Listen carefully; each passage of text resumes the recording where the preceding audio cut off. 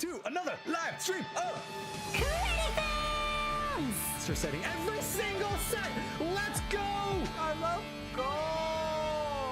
An illustration rare. You're getting an illustration rare, Emmanuel. You're getting an illustration rare, Emmanuel. You're getting an illustration rare. That's what I'm talking about, boys and girls. I told you, I am a prophet. Oh, no way! No freaking way! There was we always do giveaways. Oh, no way! No way! Oh, my cheese card! Terrapagos! Holy crap! Oh, no shot! When I thought there was going to be more hits, I didn't think I was going to pull an SIR. Blue state pack. Oh, no! No way! We are not over with! We're not done with yet! We just pulled a Squirtle! Mewtwo! Oh, there we go! Zeraora! I told you, boys and girls! I told you there was something good in this pack! Zeraora! One of my favorite illustration rares. Who's about to win this? But yeah, I just picked up a crunchy booster pack by accident! Let's go! Mew! The spotlight shines on Ian McDermott on the stage, and he has on the mic, roll it again. Give us something here. Give us something. Yes, that's what I'm talking about, boys and girls. Golden illustration rare has been pulled. Let's go. We want illustrations. Yes, preciouses. That's what I'm talking about. Three pack openings. Oh no way! Oh no way! No freaking way, dude! We just pulled an SIR. Close. I almost went into Pokemon mode. Yes! We have gotten to 11,900. Oh no! Wait! We just hit 12,000. We just hit 12,000 subscribers, guys. Sneakers having an aneurysm. Gas me up, light this wheel on fire, and then we will spin this wheel like crazy.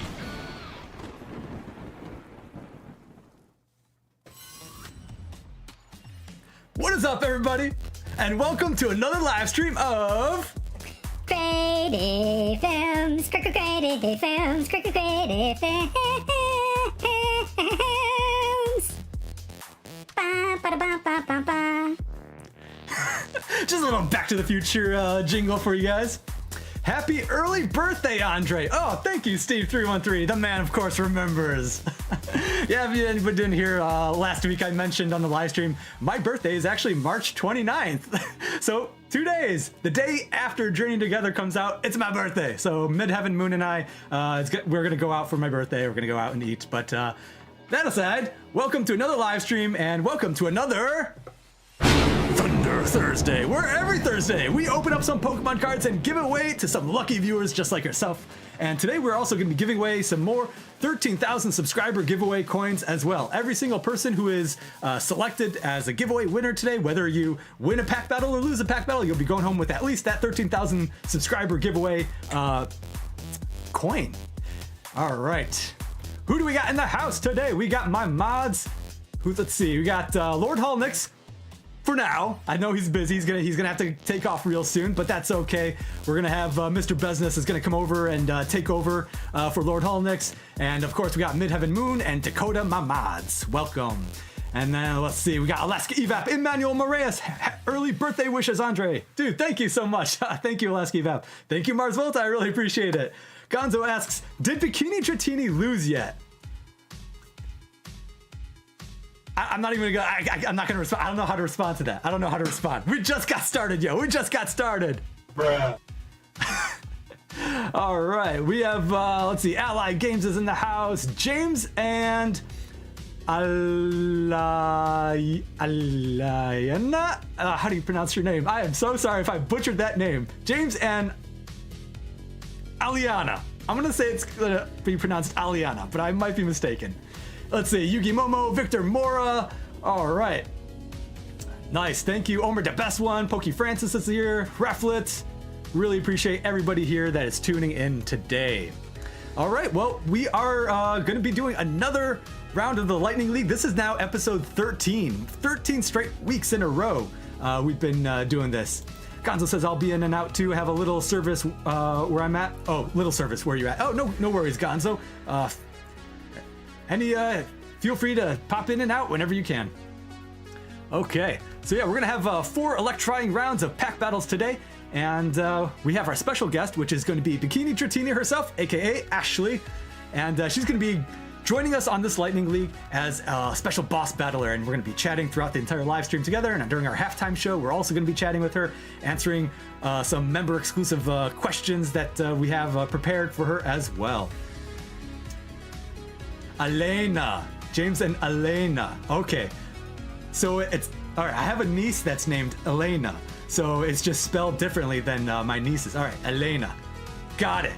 I won't forget it either. I've asked people how to pronounce their names before, and they would tell me once, and I'll forever remember. And if I do forget, I'll always try to correct myself. Like one of our viewers, Ethan Padilla, his last name, it's like literally spelled like Padilla, but yeah, you know, the L's are silent. I've drilled it into my brain now to always remember how to pronounce his last name.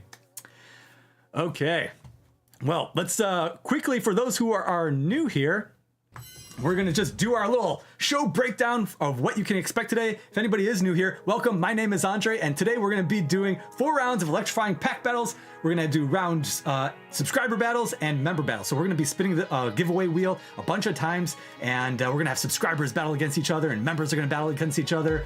During our halftime show, we're gonna be chatting with Ashley, and when we get to the boss battle here at the end, she's gonna be the one pack battling, not me. One of you lucky viewers are going to be battling Bikini DRATINI for the title of Boss Breaker and Lightning or Thunder Charms, and as well as 3 more packs of this set that we're be opening up today, which is going to be Scarlet and Violet base set. It's the last amount of Scarlet Violet base that I have. Actually, it's the last English product I have. The English product is getting so hard to find. Sorry, I feel like I have something in my mouth. But we have backup plan. We have a bunch of Japanese booster boxes here that are ready to be opened for the next few weeks as well. Link to sign up. Yep, don't worry, that link is going to be coming real soon. We're going to end a poll right now. So I had a poll before this live stream started. It says, which legendary Pokemon do you prefer more, Lugia or Ho-Oh? And I got this idea after watching Gonzo stream because Bikini DRATINI joined him on that stream as well yesterday. And so I was like, you know what? I'm going to post a poll and see what the people say. Well, these are the poll results. 68% of you said you like Lugia better, and 31% said Ho-Oh better. Oh, that kind of hurts because I'm a Ho-Oh guy. And I'm kind of surprised too, because on Gonzo's stream, a lot of people were saying Ho-Oh, Ho-Oh, Ho-Oh. But I guess here in the Credi crew chat, like, we like Lugia. So this is the Lugia channel, I suppose. Heading back to work. Happy birthday, Andre. Dude, thank you, Lord Holnix. I really appreciate it. All right, now that we ended that poll, I'm gonna get the giveaway. Where's that link? Public giveaway form. There we go. And I'm gonna pin that message. All right, folks. Link is posted at the top of the live chat. Click that link, enter in your username, enter in your email address. Do not give me your password. I just need those 2 things. Once I get your usernames, I'll copy and paste them onto a giveaway wheel. What does that giveaway wheel look like? I'll show you that later, actually. I'll show you that after we do our introductions, once we get Ashley out here. But yeah, feel free to sign up there. Email address is just for me to contact you in case you win. The username, I'll be copying and paste your usernames onto the giveaway wheel, and that's how we'll be doing things. Okay. Now, like I said, we're gonna have 4 rounds of giveaways, and we're gonna be 2 rounds are subscribers, 2 rounds are going to be members. And if you'd like to sign up as a member, it costs $2.99, less than a booster pack of cards. Helps support the channel, helps grow the channel. Everything I get just puts right back in the channel to buy more booster packs so we can continue to do this live stream every single week. Because we have a leaderboard. Oh man, I hope this works.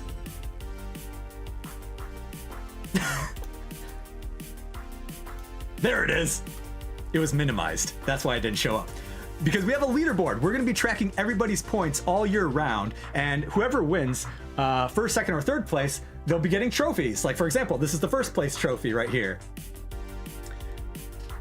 So make sure you sign up and come to this live stream every single week. Gives you a good reason to come back and get some free Pokemon cards possibly, and get yourself on this leaderboard, because at the end of the year, top 3 players are going to get trophies, and the runner-ups from rank 4 to 20 will also be getting I'm not gonna reveal it just yet, but it's gonna be something cool. I'm not gonna reveal it just yet. Probably in April, I'll reveal it. All right. Do you still need my mother's maiden name? Yes, and your grandmother's maiden name as well from your father's side, Gonzo, if you don't mind. All right, let me check the responses. So yeah, we're tracking everybody's points throughout the year, folks. So the more times you come to this live stream and show up, the greater chance you'll be getting to like get on this leaderboard. All right. I think that's all for the housekeeping. Let me just double check my notes. Yeah, we went through everything, I believe.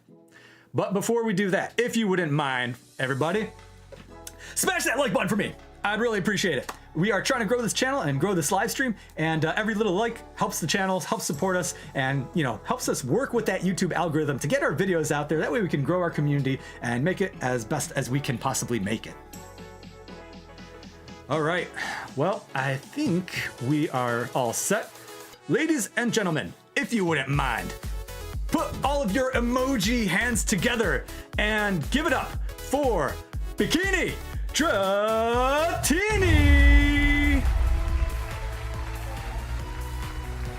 Last night at Top Golf, we pulled the all-art Vanguard out of a mini tin at Walmart for only $10. You know, guys, it's just need to have the ruffians in the background.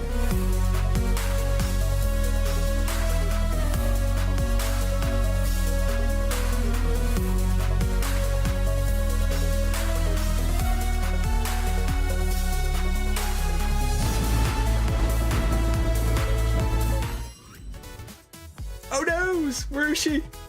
This happened to Rock as well. 1 second. There you are. I had to make sure Discord was like at the top of my monitor. How's it going, Ashley? Welcome to the live stream. I just like to say, first of all, congrats on 13,000 subscribers. That's huge. And also happy early birthday to you. Thank you. And I'm really digging the Rippin' Packs with title vibes that you gave me. You're welcome. I was trying to find a unique, what do you call it? Like a tagline for everybody's like, kind of like Super Smash Brothers does with their fighters. You ever play Super Smash Brothers?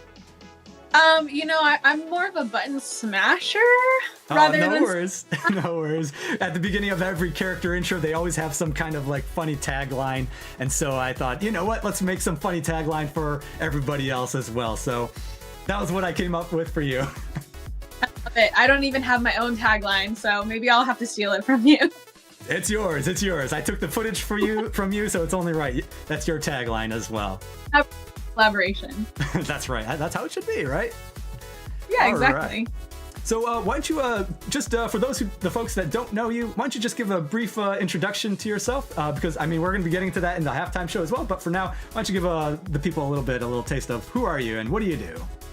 Yeah, okay, so I am Bikini DRATINI. If you ever see me in the chat or whatever, say hi. I also go by Ashley. That is my government name. So if you don't want to call me Bikini DRATINI or DRATINI, you can just call me Ashley. Essentially what I do is I do a bunch of different like mini series on Instagram, and then I do long form videos on YouTube, like challenges. So on Instagram, I'm mostly known for Rips and Riptides, hence the opening pack with title vibes. And it's not only limited to the beach, as you saw when we went to Card Party Gen 2, actually we opened pack with a lot of the guys at the pool, at the Hilton. So that's a ton of fun. I just picked a location that I love and picked the hobby that I love and kind of mashed them together. So that's kind of my short form content, but when it comes to long form, I do like binder challenge videos, trade night videos. I've done pre-release content, just whatever I think is fun and interesting, I try and make a video out of it. That's awesome. Gonzo is asking, did I get an intro like this? I honestly don't remember. You're gonna have to go back after the live stream and rewatch your intro. I'm gonna say mine is probably better. He did have a lot less bikini than you did. It'd probably be like a mankini. So today, Ashley, we got Scarlet and Violet base set that we're going to be opening up today. Do you have any favorite illustrations or any kind of cards that you like in particular? Out of Scarlet, Violet, and base? Yeah, from the base set. I think they have the King Gambit. The art rare King Gambit. That one just... Yeah. That was an illustration rare, I believe. Yeah, my brother actually pulled it out of Scarlet base in Japanese. Yeah. So as soon as I was jealous, especially because he had packs with him. He was like, I like Scarlet better. He's like, I got Violet. Will you trade me? And I was like... And then he pulled it, and I was so... I was like, no. I have a nephew who's really into chess, and so he really likes the King Gambit line. So with Poniard, Bisharp, and King Gambit, so he really gravitates towards those Pokemon. Yeah, he literally looks like a king. He's like sitting in his like sumo stance, and he has all the pawns, his little poniards around him. Yeah. I don't know. What do you think? Which one do you like better? Do you like that illustration rare better of King Gambit, or do you prefer the illustration of King Gambit from Shrouded Fable? There's that promo card. One. Yeah. So I own, but I'll say Scarlet and Violet base is the better art. I agree with you. I do agree with you on that point. I do. I like having the other Pokemon in there as well. Me too. It tells a story because it's like he literally become King Gambit until he has his little minions. So Right, it's like, right. And it's probably why the Kirlia and Ralts and Gardevoir line are so much more expensive than like a lot of the other cards here in Scarlet and Violet, because they tell a story. You know, they have this, woman, moving in with her husband with their little Ralts, and then this woman has a baby, but the Ralts evolved into Kirlia, and now she's like older, knitting, and the Ralts is now Gardevoir. I will say though, I think people just love Ralts in general, but for me, the ones, because they all tell a story. Like, Fuecoco tells a story, Sprigatito tells a story, Ralts tells a story. Yeah. Of them, I love the Fuecoco line because it's just like him in a little grocery store shopping, and then he ends up becoming like the cart. Yes. And I so cute. It shows how like your Pokemon, like you're raising them and you're doing everything for them, and they're just kind of like enjoying their life, and then they grow up and they're like, I want to help my trainer out, so I'm gonna like be the shopping cart. I'm gonna carry the groceries for us. That's something the illustration rares and special illustration rares do really well, is showing Pokemon not only like in their own environments, but also interacting with their trainers as well. And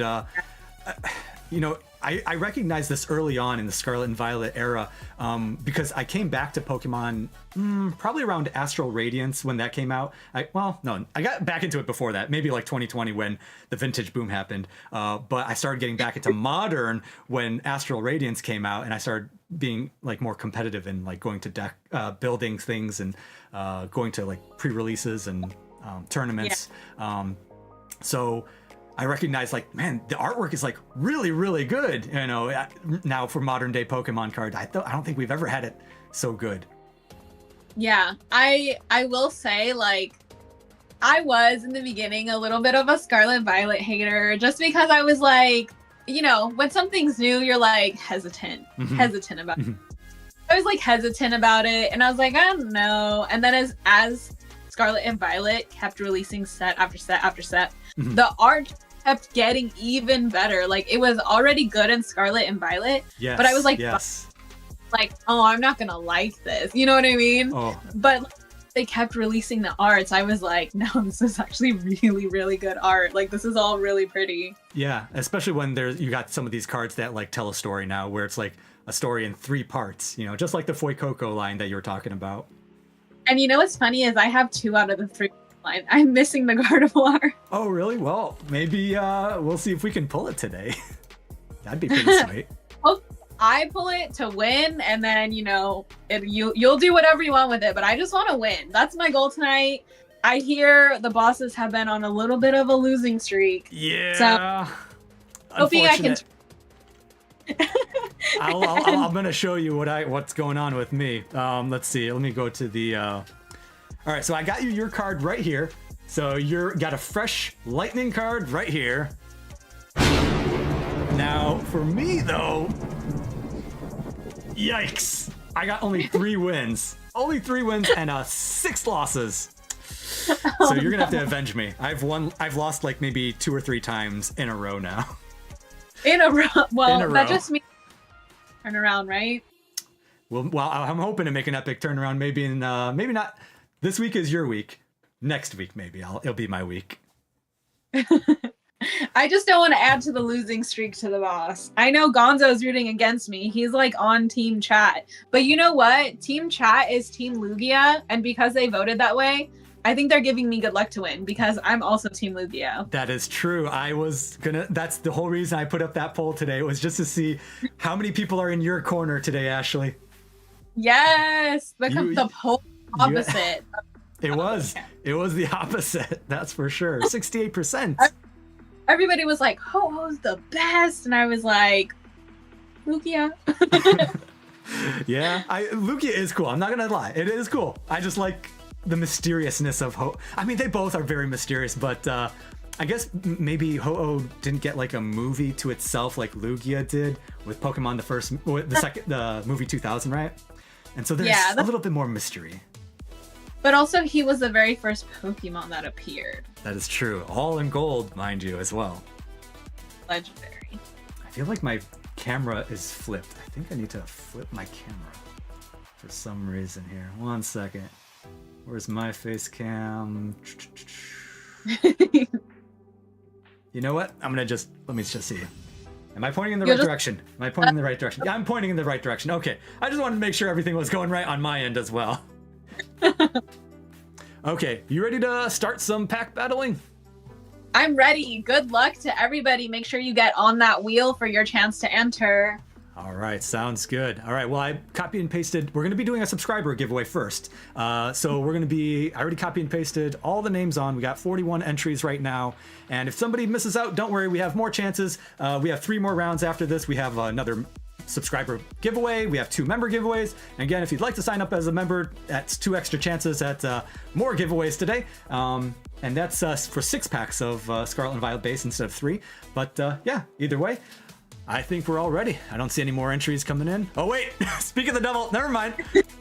The cool blocks fruit guy, you barely made it, man. I was right about to spin this wheel. All right,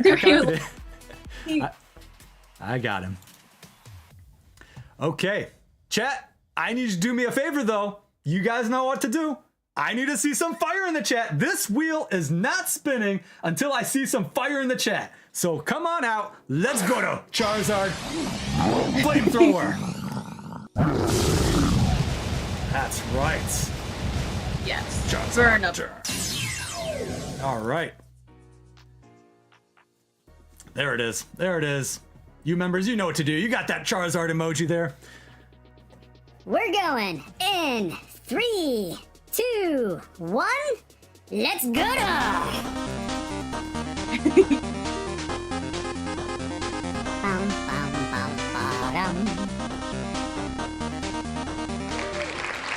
Congratulations, Michael Valdez. You are the very first winner of the subscriber giveaway. Okay, let's write down your name. Michael Valdez.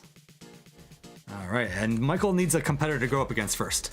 So we're going to be spinning this wheel one more time and see who he's going up against, and then we'll get on to round 1 and then see what we get. All right, let me remove him from the net, from his name from this wheel, and we're going to go one more time, peeps. Going in 3, 2, 1. Let's go to.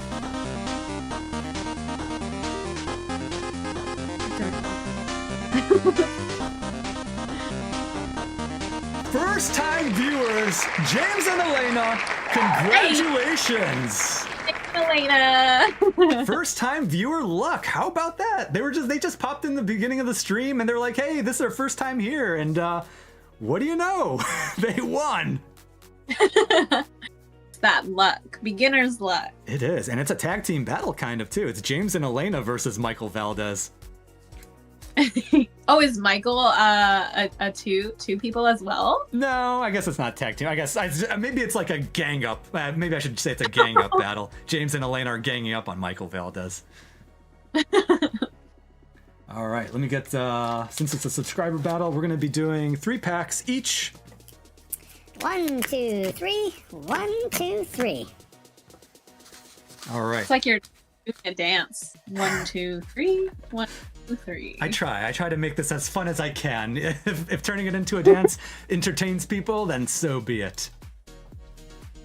All right, I'm pretty sure they're in the live chat too. Oh, yep, they are. They are here in the live chat. Congratulations, you two. And also Michael. All right, how about we get started with round 1. Round 1. 3. We need the like cue card Go! that the ring girls have.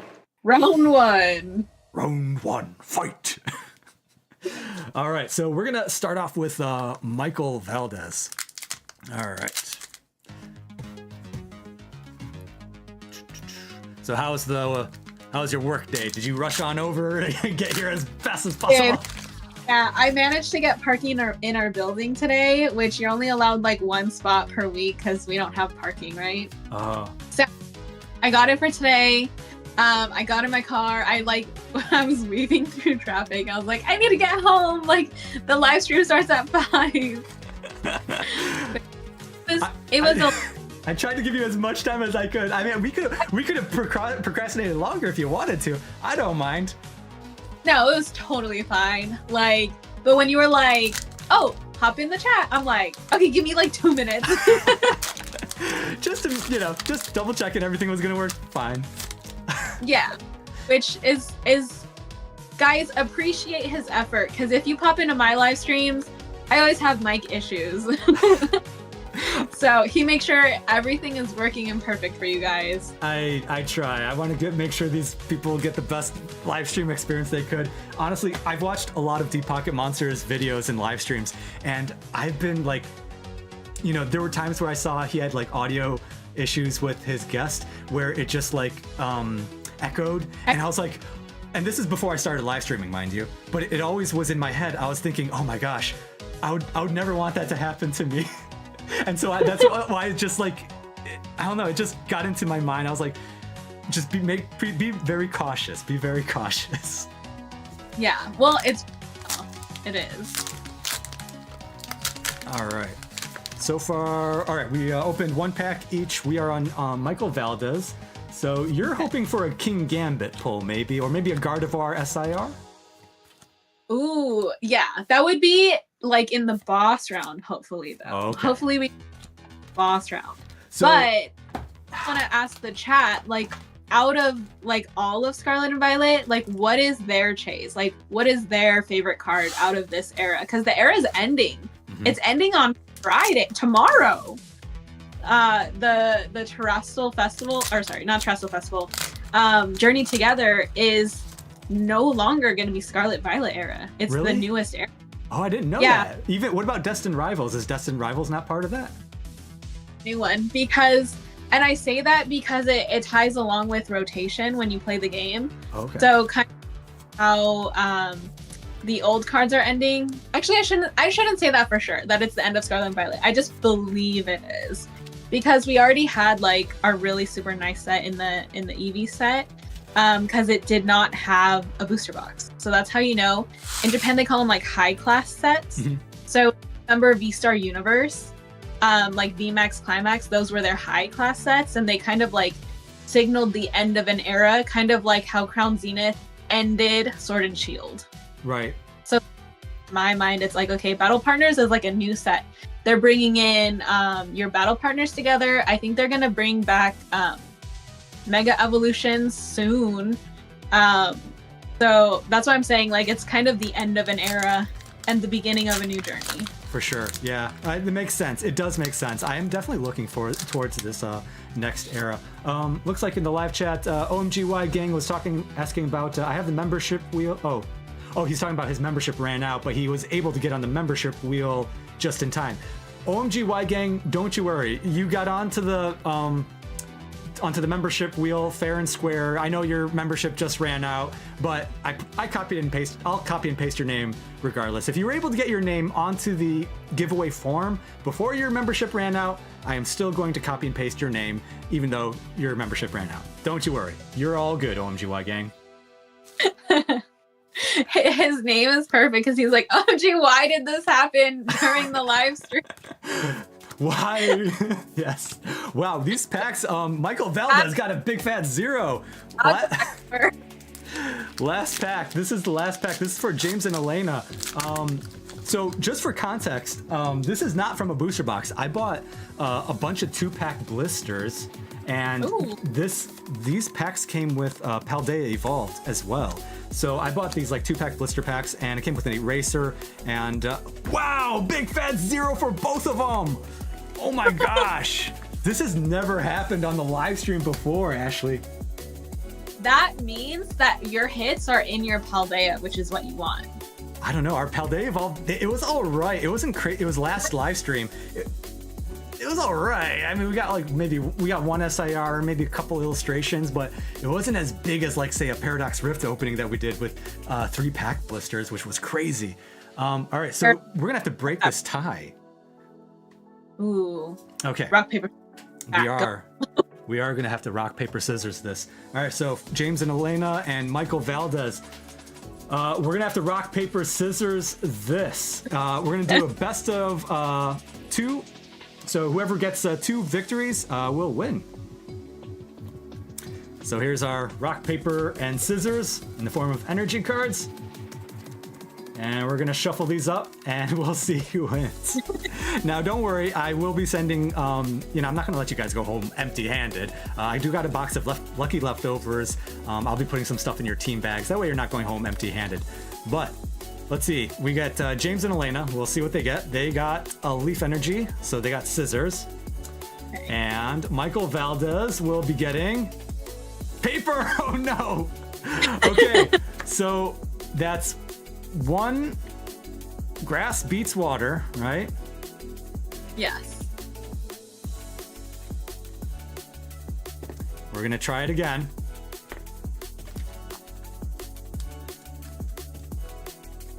James and Elena says Mega will be in the next era. A sweet thing for them to do would be bringing back tag teams at the end of Scarlet Violet. Ooh, that was nice. Yeah. I wouldn't be mad at tag teams. Oh no, are you kidding me? Paper again. Oh. I mean, it is what it is. I mean, I shuffled them up, but we just got it again. James and Elena, though, I mean, first viewer, first magic, time luck. I suppose. Yeah, first time luck, absolutely. Congratulations. Sorry, Michael Valdez. But don't worry, you are still going to be going home with a 13,000 subscriber giveaway coin. And like I said, I'm going to be pulling some stuff from my lucky leftovers to give to you guys. Excellent, excellent. All right. And if you'd like, Ashley, feel free to read the live chat for me. Sometimes I'm kind of bad at that. Sometimes multitasking the live chat and dealing with giveaways stuff, it's kind of hard. But I just want to warn you, see like this side of my face a lot, it's because I'm looking at the screen because I'm nosy. Let's see what the live chat is saying. Fellow first time winner says Blue Undress. It's also like really, really tiny, guys, because I'm watching Credi, I'm watching all you guys on my TV, and then we're kind of like on my phone live. So just a little like behind the scenes secret. She has many monitors. She's got a monitor over there and a monitor in front of her. No, yeah, I look like Cassiopeia's room where she has all or Penny. Yeah, I don't know Penny. Oh, both of them, both names. I think she goes by both names now. Yeah. One's an alias, right? One's an alias. Penny is the alias. Right. Oh. Yeah, I think, yeah. Yeah. Actually, no, Cassiopeia is the alias, I think. If you play the video game, I think Cassiopeia might be the alias. Right, because she was the leader of Team Star, and that was the code name, right? Sneaky, so sneaky. Okay, let's see what this chat is saying. Hey now, 0 point winners are the best. Josh Cosby. Hopefully, I'm reading your guys' name right. Like I said, it's really, really small.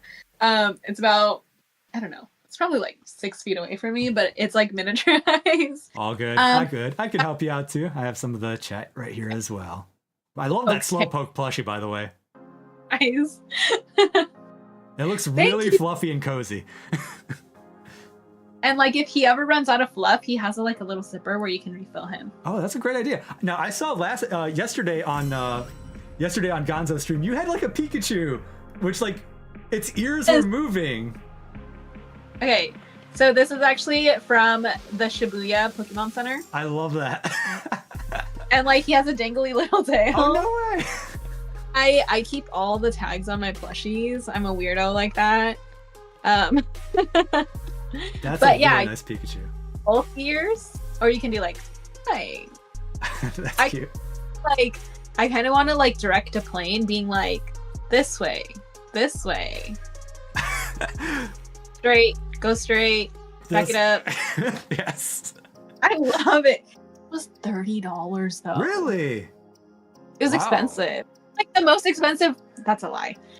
It's not the most expensive plushie I got. It's about tied with the most expensive plushie I got, which was actually a Groudon for my friend Pidgey Frank, because he was like, "Oh, buy it from me and I'll pay you back." But I haven't seen him in a little while because he's been busy, so it's just sitting in my room.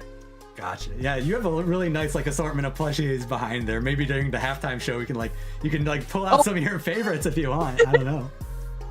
Oh, I'll show you. I have a lot of like costumey Pikachus I can show. Like costume Pikachus. I know, like a lot of people are into that, especially for like the trading card games too. Those are hard to get too. So they're called Poncho Pikachus, and then they have Poncho Eevees, and they're all crazy expensive. Yeah, I definitely never. I don't have any of them. I know those are out of my price range for sure. I only have the plushie versions. Oh, well, it's better than nothing, I suppose. All right, ladies and gents. Oh, wait, we got a straggler. I was right about to spin this wheel, but we're not. No, this is it. We got Mr. Business. That was one of my mods. He just made it. What up, Bez? Welcome. All right, chat. You know what to do. I need you to hit me with some lightning this time. Fill it up. I want you to paint this live chat yellow for me. I will accept anything. Lightning, Pikachus, Raichus, lemons, And even bananas. Like We love contra- bananas. just like that Pikachu. Wait, this way. Yeah, this way. I gotta make sure I'm pointing in the right direction. Yeah, my camera is reversed. I feel like my camera is reversed here, man. I need where is my, let's see, desktop, monitor, creative face cam. Hold on. I'm trying to watch it. There's slight delay. Okay. You're this way to me. I got it right the first try. Yeah, I have to transform and flip horizontal. There we go. Now I'm facing you. All right, now it looks better because now it doesn't look like I'm ignoring you now, because every single time you were talking, I was like this, as if I'm not even paying attention. All right, now I'm in the right direction. Yeah, I have to look. All right, looks like the live chat definitely lit us on fire here, so we're gonna go in 3, 2, 1. Go down.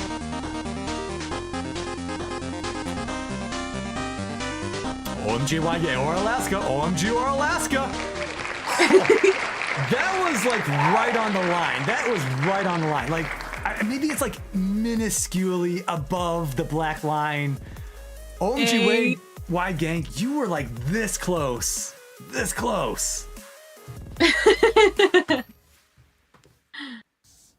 Okay. Congratulations, OMG, or no wait, Alaska Evap. No. Alaska Evap, my bad. I've been saying OMG his name so much that it's like embedded in my head. Alaska's like, I need to move up. 8th place is not good enough. Oh yeah, that's right. We're gonna oh well, I guess we didn't really have I usually do leaderboard updates, but because like nobody got any points on that one. I guess like here's the thing though. Who was it? James and Elena? Yeah, James and Elena, they do technically get on the leaderboard. They just get 0 points. But if they win, like they could still win the boss battle. That's right, exactly. Yeah. they can face you. They can go on the boss battle wheel and get 60 points. Like, they still could technically get points. Don't count on it, James. Also say hi to Elena for me. All right, she's ready. She knows she wants to win. Like, she's determined, guys. She's determined. Okay, we gotta spin this wheel one more time, folks. Let's see. Ian is taking notes, Ashley. He's gonna be seeing all of things that you do right and wrong. Oh no, Ian! It was funny because I actually just did a panel at RocketCon with Pat and Gonzo and our mutual friend Shane, who's a vendor. And Ian actually recorded it, and he like gave me feedback, and I was like, I appreciate you, Ian. He said that I did well. It was the first panel ever. So that was really exciting that I didn't completely like beef it, even though my friend Shane took he had someone recording it, and he posted a screenshot when both Pat and I were like looking down and away while he was talking, and he was like, "Oh, I guess I bore them to sleep." Oh, no. Well, at least it's constructive criticism. I mean, it's only to help you. Maybe he can offer that to me as well. Maybe I could use some constructive criticism for this as well. Oh, but yeah. Hi, Ian. All right, we gotta spin this wheel one more time, folks. Guys, this time I need you to hit me with some fire. Let's go, Charizard, flamethrower. Set the chat ablaze. That's right, set it ablaze, chat. I know you got access to flame emojis and Charizard emojis and Gorochus and Raichus. Light it up. Paint this live chat orange for me. Otherwise, this wheel will not spin. It cannot spin. Its fuel is fire. That's right. Yeah. All right, there we go. There we go. Feed it The into brave- flames. What was that? Do you want? Oh, So sorry, in the you got cut off. Sorry, in my ear a little bit. in the anime Pokemon Horizons, their ship is called like the Brave Asagi, and it's fueled by a Carkol Pokemon. So like it's literally fueled by fire and a Slugma. I had no idea. I do want to watch. I keep telling Midheaven Moon. I'm like, I'd like to watch Pokemon. The new one. What was it called again? Horizons. I keep thinking. It's really- in my head, I keep thinking Journey Together, but that's the name of the new set. Okay, folks, we're gonna be going on. We're gonna spin this right now. 3, 2, 1, go now.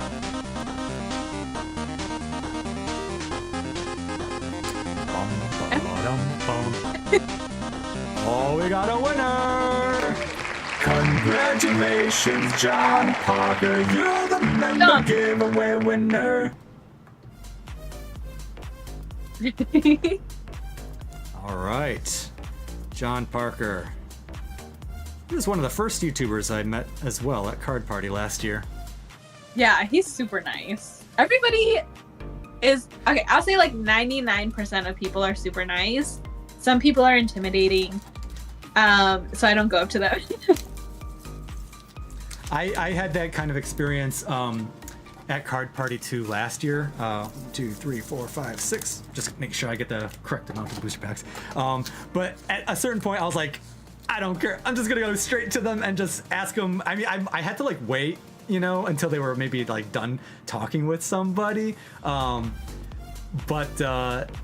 it might have been a little awkward at the same time. I think the most awkward experience I actually had was with Leonhardt.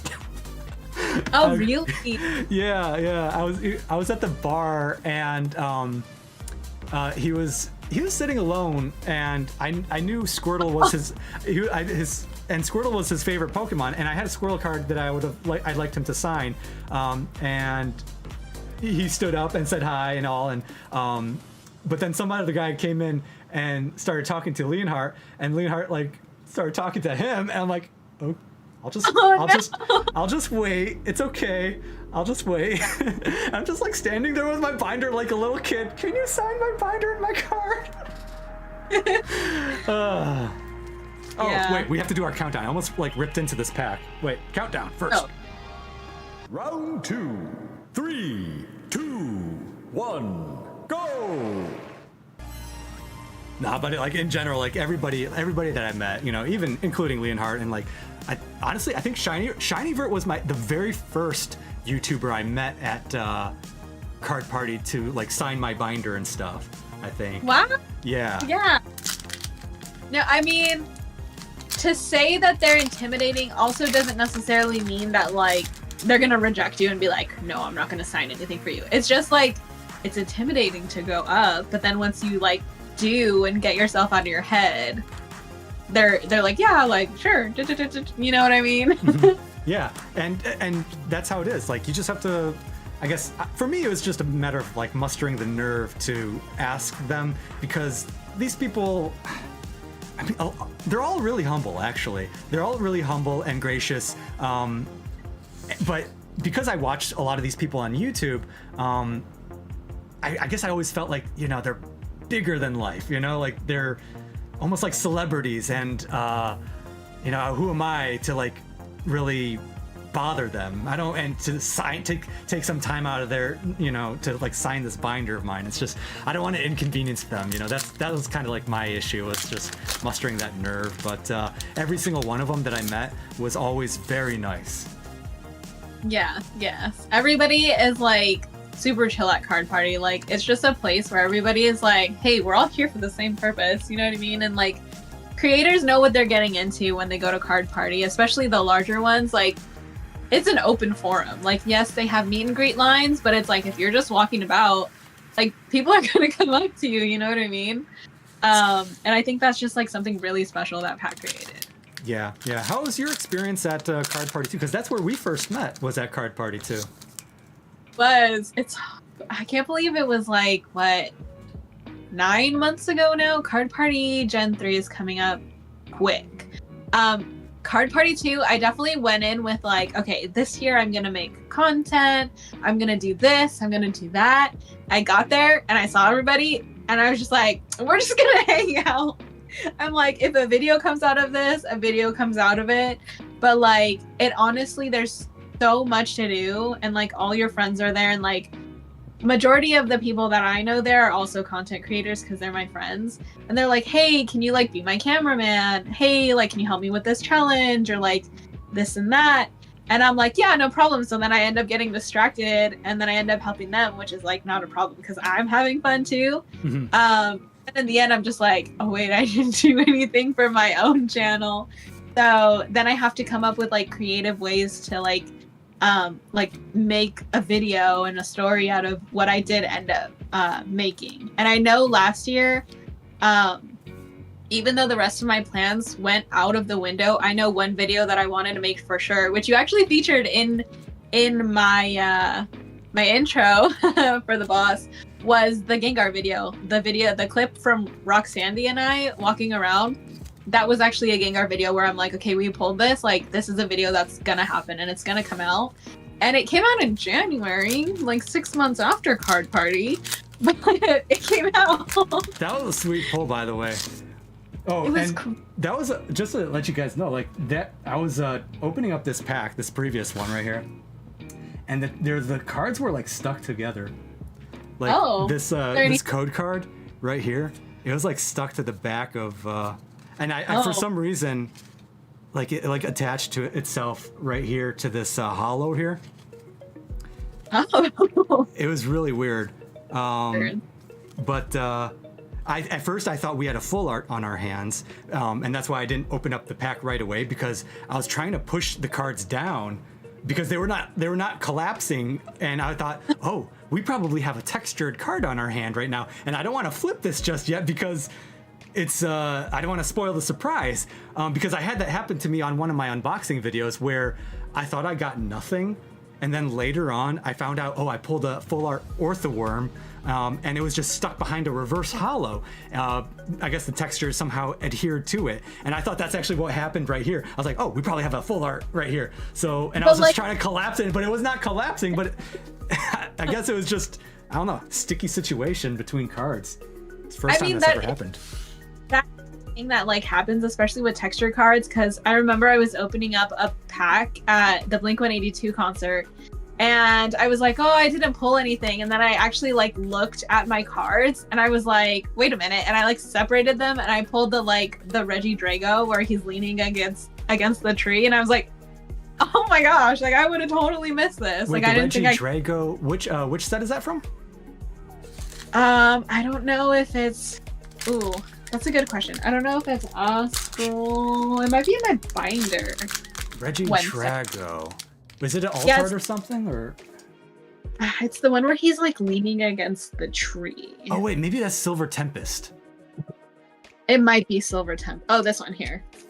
Yeah, it's Silver Tempest. You nailed it. Yeah. I pulled this one at the Blink 182 concert That's when awesome.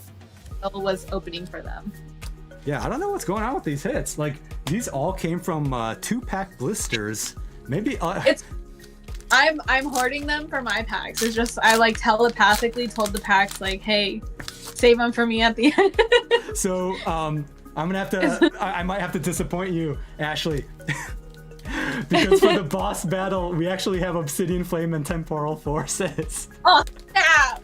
Wait, I'm just gonna say I might lose because my luck with Obsidian Flames is the worst on the planet. I pulled one Charizard out of it, and it was just from like a tin. But I opened a whole booster box of Obsidian Flames and pulled 0 Charizards. Oh my god. I pulled a Artisan. Oh, the gold artisan? And it was like, oh, your box is done. I was like, oh, I didn't even get a Charizard. Oh my gosh. Out of the Charizard set, Obsidian Flames is literally the Charizard set, and I couldn't pull a Charizard, so. Oh my gosh. Yeah, and you know, Obsidian Flames is supposed to have like pretty good pull rates too. Yeah. It's horrible. Just as horrible as you know, these booster packs. I mean, we haven't gotten a single hit yet. Like it's really weird because these all came out of the same. I don't know if you've ever seen them before, but they're like these eraser blister packs. Yeah. And they come with one Paldea Evolved and one Scarlet Violet base set pack.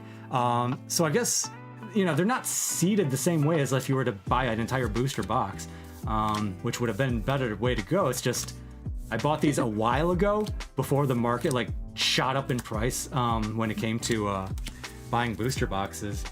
Now the good thing is that starting next week we're going to be getting into Japanese product, and Japanese boxes are a lot more seeded.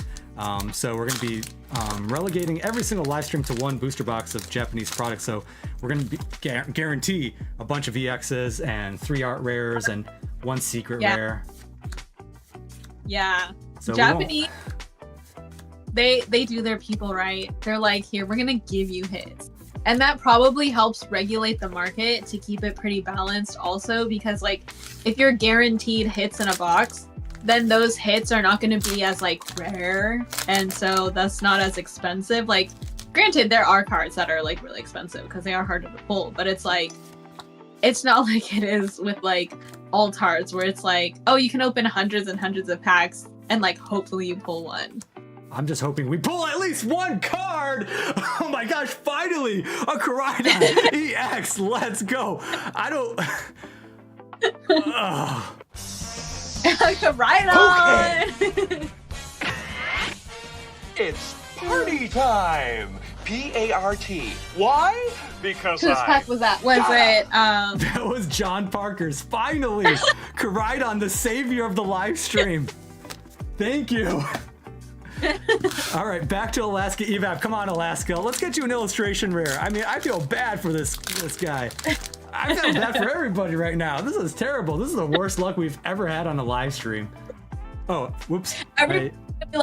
Ask her back. She's bad luck.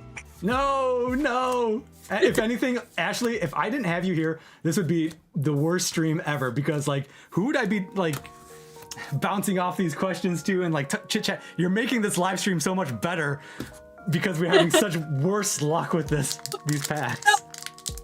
Guys, drop some clovers in, please. We need help.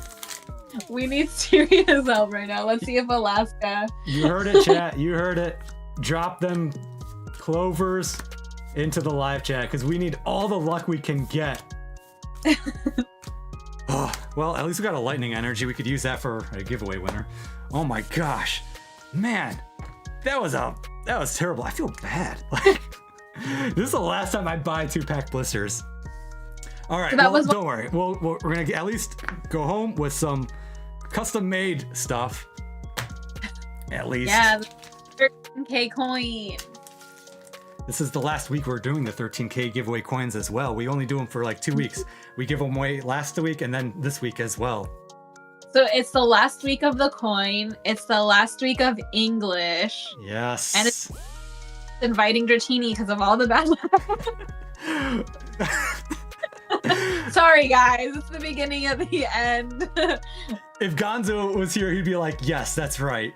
He would play into that. Like, I not to invite her on. Congratulations, John Parker. You are a lightning legend. At least we didn't have to rock, paper, scissors this. Midheaven, if you don't mind, update the leaderboard and put John Parker up with 10 points. And John Parker, you will also be getting entry into the boss battle wheel for a possible chance to face off against Ashley and another 3 shots at Pokemon cards. Okay, I need a breather from that because that sucked. That was pretty bad.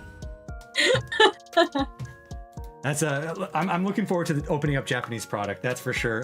We only opened up Japanese product once on the live stream. Mars Volta from Japan sent us over for free, like to give away to the community, a box of Super Electric Breaker during Christmas time. So in addition to like the booster box that we opened up, we also opened up Super Electric Breaker and gave out a bunch of that. So we haven't had any Japanese products since December, so it'll be a nice change of pace, and we're gonna be we have to kind of adapt. So the hard and honest truth, Ashley, is that we have to adapt the Lightning League a little bit more to the climate that we are in when it comes to Pokemon cards, because Pokemon cards are getting so expensive right now, and English product is hard to find, that I can't pay an arm and a leg to purchase Pokemon product. And so Japanese is the way for me to go to keep the Lightning League going, while still, offering giveaways and entertainment to everybody. So if you don't like Japanese product, I'm sorry, but maybe you can appreciate the better centering and quality and texture compared to the English quality that we get. I mean, I'll say if you don't like Japanese cards, maybe you just don't like Pokemon, because I'm sorry to break it to you, it's a Japanese company. You couldn't be any more right. Midheaven Moon says she updated the leaderboard, so let's take a quick look at the leaderboard.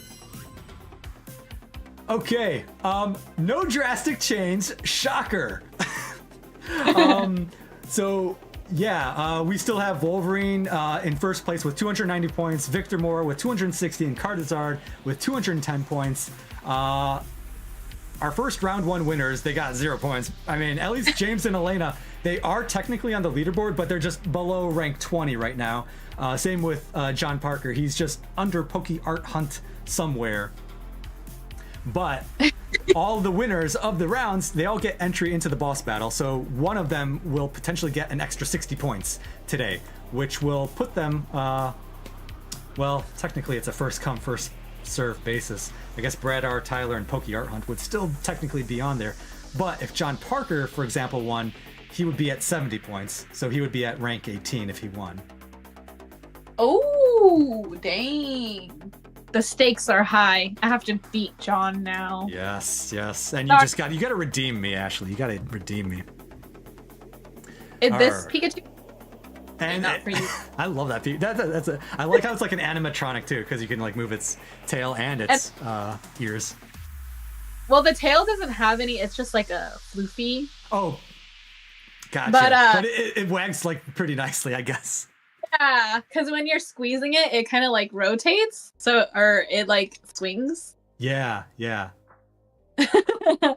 I buy quite a few plushies for my wife. I bought her, one of the first ones that I got for her was Sleeping Ditto. It's like a big Sleeping Ditto plushie pillow.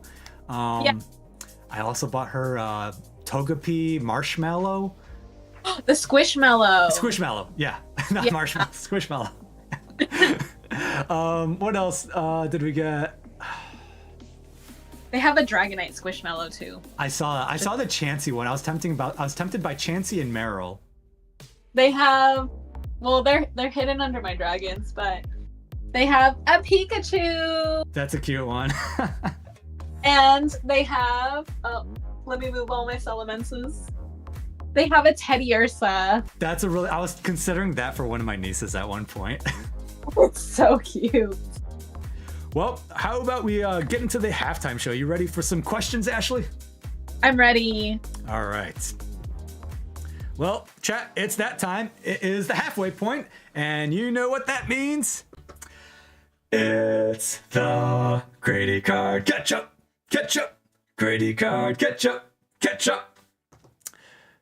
For those that don't know, the Credi Card Catch-Up is a halftime show where usually I would show off some gems from my collections or stuff that I would buy from TCG Player, but today we have a special guest, and that is Bikini Dratini, Ashley.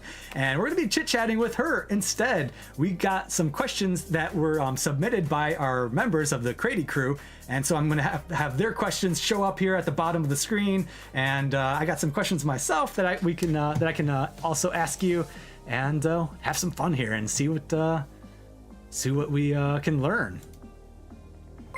Perfect. What was that? James and Elena, thank you so much for becoming members and welcome to the Credi crew. Live chat, welcome James and Elena to the Credi crew. Welcome. Make sure you go to the member exclusive post on the channel and enter into the member giveaway as well, James and Elena. They'll give you another shot at some Pokemon cards today. Hopefully they'll get chosen. We'll see what happens. We'll see. And now they have a little loyalty badge. Have fun with the emojis. I think you get a free super chat every single month. And whenever we have our next Pokemon guest YouTuber, you know what? I was going to save the surprise, but I'm not going to. It's going to be Ian with Ian. Ian with Ian is actually going to be our next Pokemon YouTuber. So I just talked with him. This week, and he's going to be featured in April. I got some other creators that I'm trying to talk to and trying to set up a date to have them on. I'm trying to do this like once a month, have one special creator, once a month to spice up the live stream and collaborate and network and get to know them and show my channel a new face if they haven't if they don't know you guys. So it's cross-pollination, I suppose, of viewership. Yeah. All right. So I'm gonna, I guess, one of the members actually already has a question. Okay, before we get to that, I just gotta thank Mr. Business. Mr. Business, dude, thank you so much for 10 gifted memberships. Oh, dude. Thanks, Mr. Business. Thank you. Crystal Monger, Doug Harding, Green Greninja, Nate L, Brilliant Knight, the Honored One, Kids Go Wild, Cardizard, Robemon, and Nick Cornish. You've all been gifted memberships. Go to the member exclusive post on the YouTube channel and click that member exclusive post. Get your name on the member giveaway. Thank you, Mr. Bendis, so much. This guy is my artist, and he's been doing so much work for me right now. We just got done with a super secret but super awesome project yesterday. I'm going to announce that sometime in April, I think. It's gonna be really good. Next April is gonna be our or this April is gonna be a little bit of a revamp for the channel a bit. We're gonna update the logo, hopefully the banner. We're gonna retool the Lightning League a tad bit for Japanese product, and some other stuff that I gotta announce. To the channel and evolve it. Gotta evolve, gotta spice it up a little bit. Anyways, this is not about me. Right now, it's about you. We gotta talk to you right now. So I'm gonna start off with a member question first because it's gonna kind of feeds into the intro in a way as well. Okay, cool. Again, wait, before we get into that, Cardizard member for 3 months. Big shout out to Mr. Business. Someone drop his link. Everybody say thank you to Mr. Business if you got a membership giveaway. And if you don't mind, guys, anybody who is a member, spice up the live chat with a mod love emoji because Mr. Business is a mod in the channel and he is the artist of the channel as well. So please drop the mod love emojis. There's a bunch of little love discs. Show your love and appreciation for all the mods, including Mr. Business, Dakota, Lord Holnix, and my wife, Midheaven Moon. All right, now we can get on to the first question. So Alaska Evap, and maybe you can tie this into your intro about, because my question was going to be, what inspired you to start a Pokemon YouTube channel and Instagram, and why Dratini? Oh, okay. Why Dratini? He's asking. Do we want to start with why Dratini? You can start however you'd like to start, whatever you feel makes the story flow better. Okay. I'll just tell you like my story of Pokemon. So I used to watch the show when I was a little kid, but I never owned any of the cards. So I was, ever since I was a little kid, I loved Pokemon. But in high school, I finally bought some Pokemon games off of one of my friends. He sold me a console. It was like a DS Lite or a DSi, one of those. And he gave me like 3 games, right? So I went from the show to the games, right? Because you're kind of like, you're getting older. You're like, let me see. I watch the anime, guys. I watched the anime. I need to get back on the anime. I watched like Gen 1 and Gen 2. I fell off of it like when Gen 3 came out. But my wife and I, we did finish Journeys. No, I fell off in Sun and Moon. I just really didn't like the art style, nor the storyline, nor the characters. I totally agree. I saw a little bit of that. I saw a little bit. It was after X and Y, and X and Y was like a masterpiece, right? Because there was like an intricate storyline. The villains, there felt like there were like high stakes, right, in the actual world. Sorry, we're getting off topic. Anyway, that's okay. I was playing the games, and I was like, okay, that's cool. And then I kind of like fell off. Like I would just only play the games, right? Mm-hmm. And they come out like every few years. So like there's big lulls. And my cousin, who's actually featured in a lot of my videos on my Instagram, she called me one day and she's like, hey, like I found this card shop at the mall. She's like, I've been coming here for a couple weeks after work just to see what they have. And she's like, they have Pokemon. She's like, you should come. And I was like, okay, like I've never really owned any cards. Like the only cards that I have owned, I kept them in a shoebox, and they were like doubles from my cousin's collection. So it was like whatever cards that she didn't want, she just put them in a shoebox, and she was like, here you go. And so like they were like, that was like my Pokemon cards, right? I had horrible binder behavior. Don't tell anyone, but I kept my cards. We all did at some point. Pat had to wake us up. He waked up the entire internet probably. For real though. But I kept him in a shoebox. Never really thought anything of it. So I had never opened packs before. So come a couple years ago, probably like 2.5 years ago, we started buying mystery packs from this card shop, and they had like a variety of cards and packs inside of them. So we just started opening up. And then I got like really into like the trading cards. So I started looking at people like on Instagram, like, you know how your phone listens to you?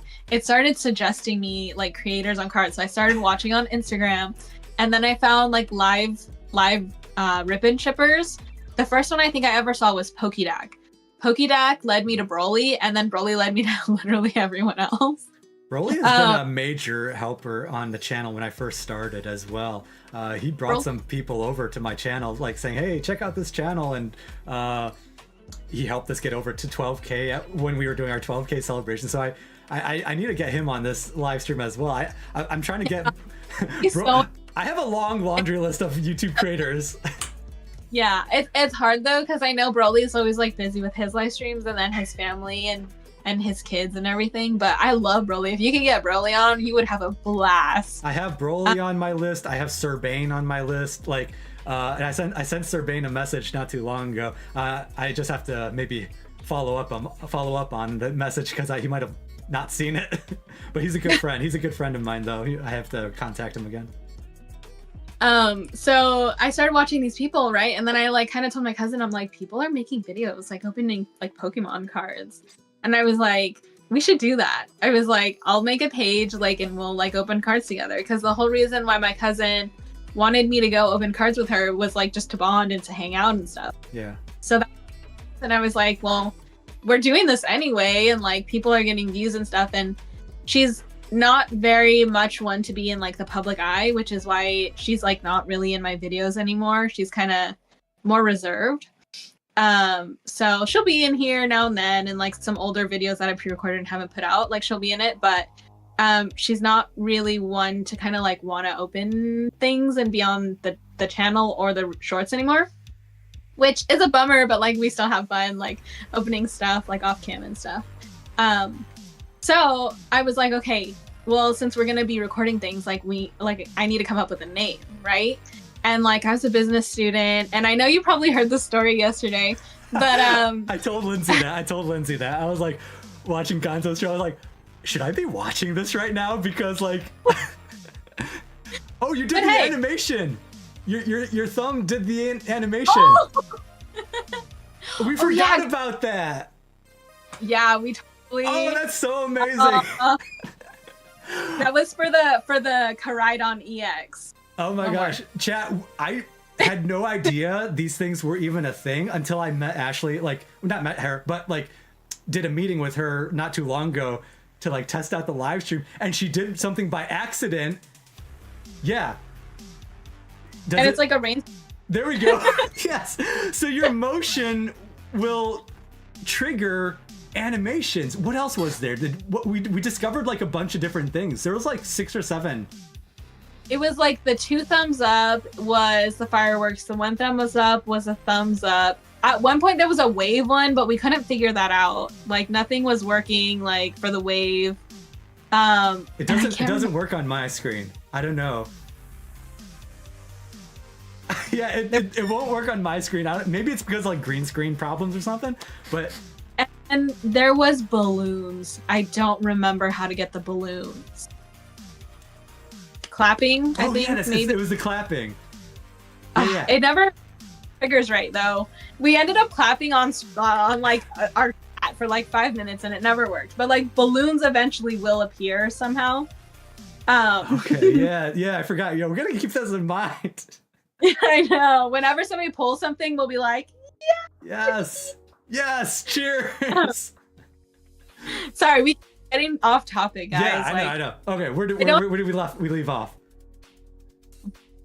So I wanted to diversify myself in the channel, and I was like, well, what do I have that other people don't? And at the time, a lot of people were opening packs just kind of like this, and it was inside their car.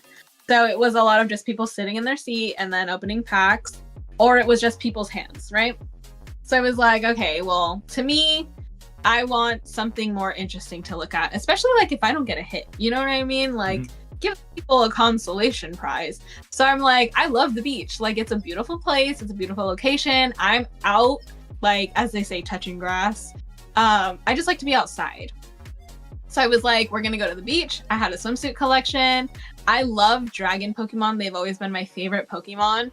And so I'm like, okay, I have a collection of bikinis. I love Pokemon, and thus Bikini Dratini was made. So, and like, look at him. He's just so cute and small. It is, yeah. And a very hard Pokemon to fish up in Pokemon Red, Yellow, and Blue. I love his location in the game because he's like essentially kind of like he's like in a cave in a waterfall. Like that's where I found Dratini. Oh, you're talking about it in like one of the later games. I'm thinking like I'm thinking Safari Zone in like the Game Boy games. Oh no, that's been hard. It is. Getting Dratini in the original games was hard. Anybody who had a Dragonite was like, you knew they were like Elite 4 level Pokemon trainer. Yeah. And you know what? Lance is kind of a cheater because he had like a level 50 Dragonite, and they're not supposed to evolve to like level 56 or something like that. So yes, they are a late bloomer, that's for sure. Okay. So we have like 5 other member questions.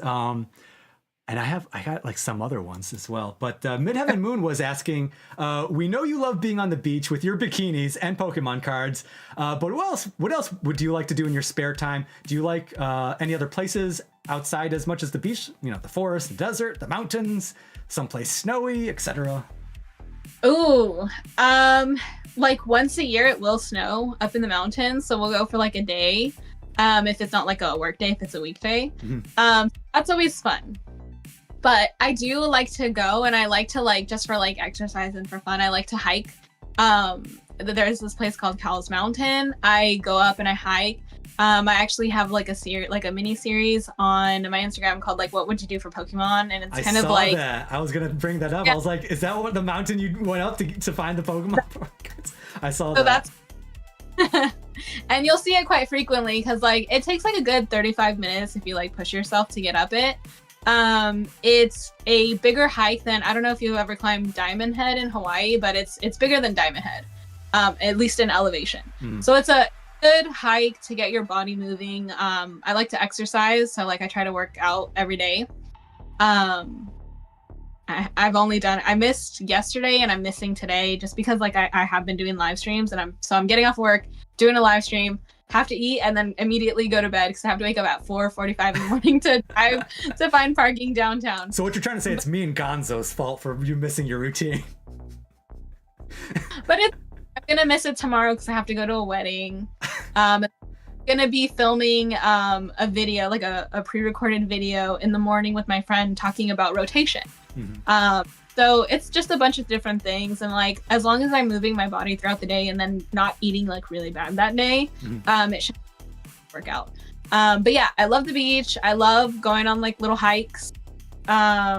I don't hike as much as I go to the beach, but yeah, I like to go to parks. So if you watch any of my live streams, I'm usually live streaming at a park, and which is like kind of hard to see the cards, and it's kind of like bad lighting. It's a unique idea though. It's at least unique because I don't really see many people live streaming from outdoor locations. Like, Yeah. I think you might have touched on this maybe on Gonzo's stream. You never really stream on the beach, right?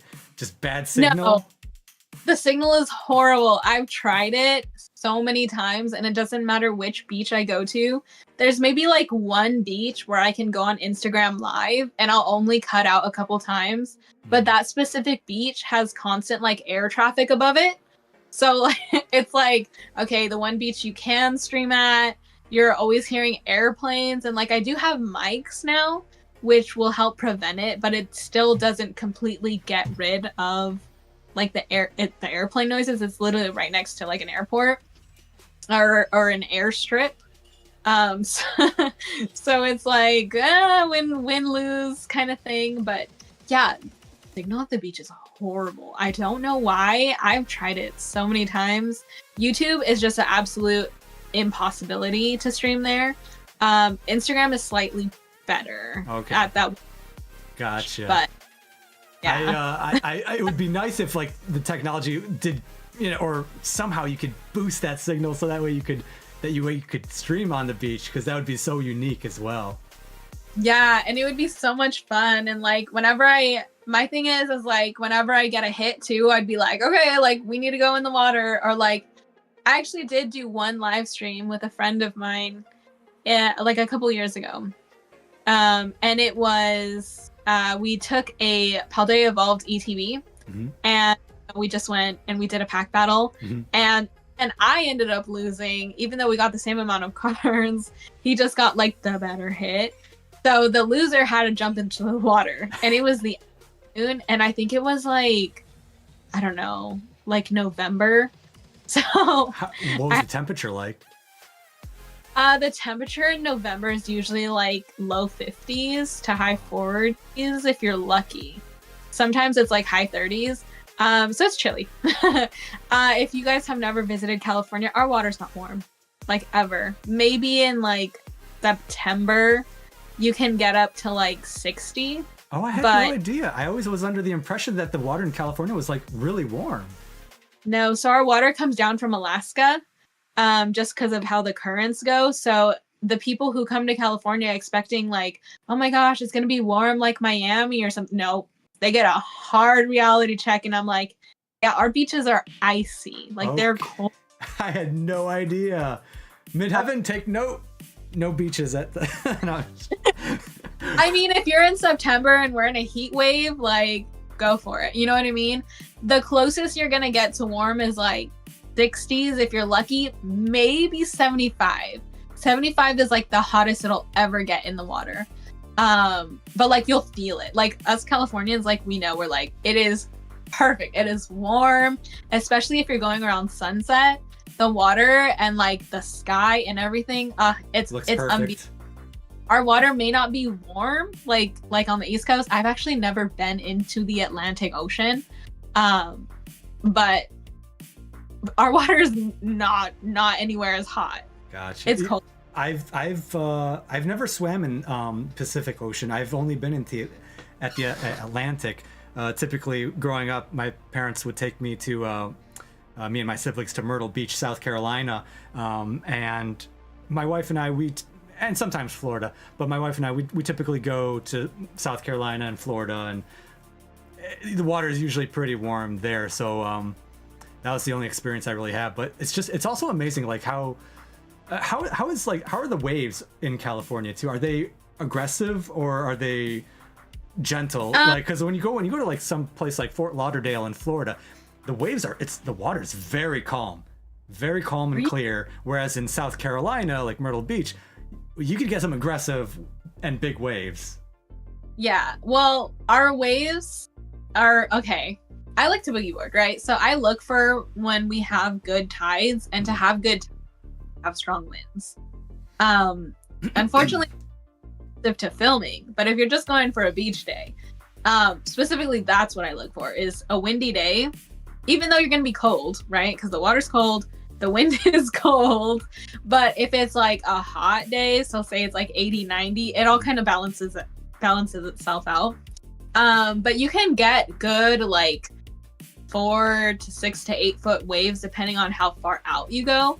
I usually like to stay like chest height of water. Like if I can't jump on my boogie board, I'm not going deeper because I'm not an amazing swimmer. I don't want to drown, you know what I mean? Like, practice water safety, people. Speaking of water safety, though, I saw a video of you jumping off a cliff into water. Where was that? I'm not gonna say because it's technically prohibited. Chat, what happens on the stream stays on the stream. So it is a local spot, and you'll see regularly like college students jump, but there's kind of this unspoken rule, like if you see a fire truck go by, like, or if you see like lifeguards drive by or in the water, you don't jump because they will arrest you. Oh. And you have to go when it's high tide, and you have to be a strong swimmer, like strong enough to like get out, because it's kind of like a bowl, right? So when you're jumping out over the cliff, you're standing on an arch. So like say this is the cliff. Yeah. There's an arch here. This is the jumping point. And then there's like, it goes down like into a solid rock right here, right? So here's the cliff. Say the water's like down here. It's like 15, 20 feet, right? And you have to jump out, but avoid a rock that's like kind of right in the middle. Nobody really jumps that far because you like physically can't unless you're like LeBron James or something and you got a really huge stride to jump off. So you're pretty safe. But the thing is you have to go when it's high tide, because if you jump, there's a potential that you can hit the bottom. Yeah. So you have to go when it's high tide, and you have to make sure that the waves aren't too crazy, because people have drowned, which is why it's prohibited. I don't want people injuring themselves. It's just like a public safety thing, but it's kind of like a local, like, if you know when you've done it and you're strong and safe, like, do it. It's kind of like a do it at your own risk thing. So I try not to advertise doing it. I don't want people thinking like, oh my gosh, like, look, she did it. It's like, I've done it before. This time I just happened to film it. We all done stupid things in the past. It's a lot of fun, and it's not to say that I won't do it again, because I totally will. But you have to know like when, like the conditions, and not only of the water, but like of yourself. And you always have to go with a friend. So if need be, they can jump in after you and like help you get out of like a riptide or something. Because the way out is you have to do a scramble up the side of the rocky cliff, but where you scramble out of, the waves come and they hit you. So that's why I said you have to be a strong swimmer. Yeah. Yeah. And you have to like, see, I have like long nails on this hand. I broke this hand. So you want like short nails, like dig into like the rock to like hold yourself. Like if I try to dig into the rock with these nails, I would just break my nails and like have a bloody hand. Yeah. But like you break your nails, there's a little bit of blood. But sorry, I don't want to be graphic. That's okay. But like that's okay. really grip on and like be strong, because like even if you grip on, you can be washed out by the next big wave that comes and hits you, and like that's happened to me before. And you just, the most important thing is when you think you're in danger in the water, stay calm. Never panic, because if you start to panic, you start to swim weird, and that's when you have the potential of drowning. You have to like really focus on yourself and the movements and keeping your head above water and just calmly finding a way out. I always I have a little, I don't have any kind of like phobia of like swimming, but for me, I personally want to make sure I have a toe at least touching the bottom of the floor. At least. I guess I do have a little bit of phobia on like deep waters. I don't know. I've had bad dreams growing up of like drowning and stuff. It's just, I don't know where I get it from, but not a strong swimmer, at least for me. So I don't have to worry about me. I'm not going to do that. James Amelena says, when I was in Mexico, we were body surfing on about 15 to 20 feet high waves. We would end up about 4 to 5 resorts down the beach. It was a crazy time. Us being Canadian, didn't know red flags went ocean off limits. Ah, yeah. They also recommended you to try a cannonball on the Lake of Alberta. You'll break your tailbone on ice. Oh. I think I will not. All right. So, speaking of like your openings and stuff, have you ever had any like funny or unexpected interruptions while recording on the beach, like from seagulls or beachgoers? Yeah. So when I'm opening on the beach, because you hear like the crinkle of plastic, that is seagull bait. Seagulls will come, they'll stare at you like this. Like they'll just stare and they'll watch and like they'll slowly come close. And so like one time when I was opening packs from my Obsidian Flames booster box, there's this one seagull and he just kept watching me, like no matter where I went. I even moved spots and he followed me. So I gave him a little nickname. I called him like Julio Ricardo. Don't know why. That's not really a seagull name. A seagull name should be like Jeff Gilbert. I don't know. But I made him Mexican, so he's a Mexican seagull. Have you ever had a card almost getting lost, like to the wind when you were like opening packs and stuff? Yes. So now, mind you, I've never littered, but I have had cards as well as the pack trash literally like blow away. So if I'm say opening a tin, right? I'll open it. I'll put the cards in the tin, and I usually have like a crochet bag with me, and I'll put the trash in the crochet bag. Except for like the little tiny pieces, I put those in the tin. But as soon as the wind hits, and like, I don't know if you guys even like watch my shorts or anything, but whenever I do rips and riptides, a majority of the time it's windy. So a lot of times I always have to end up like quickly hurrying the pack, and then I like pause it, and then like people around me just see me like sprinting after like cards that have blown away, packs that have blown away. Thankfully, only I think one hit has blown away like into the sand.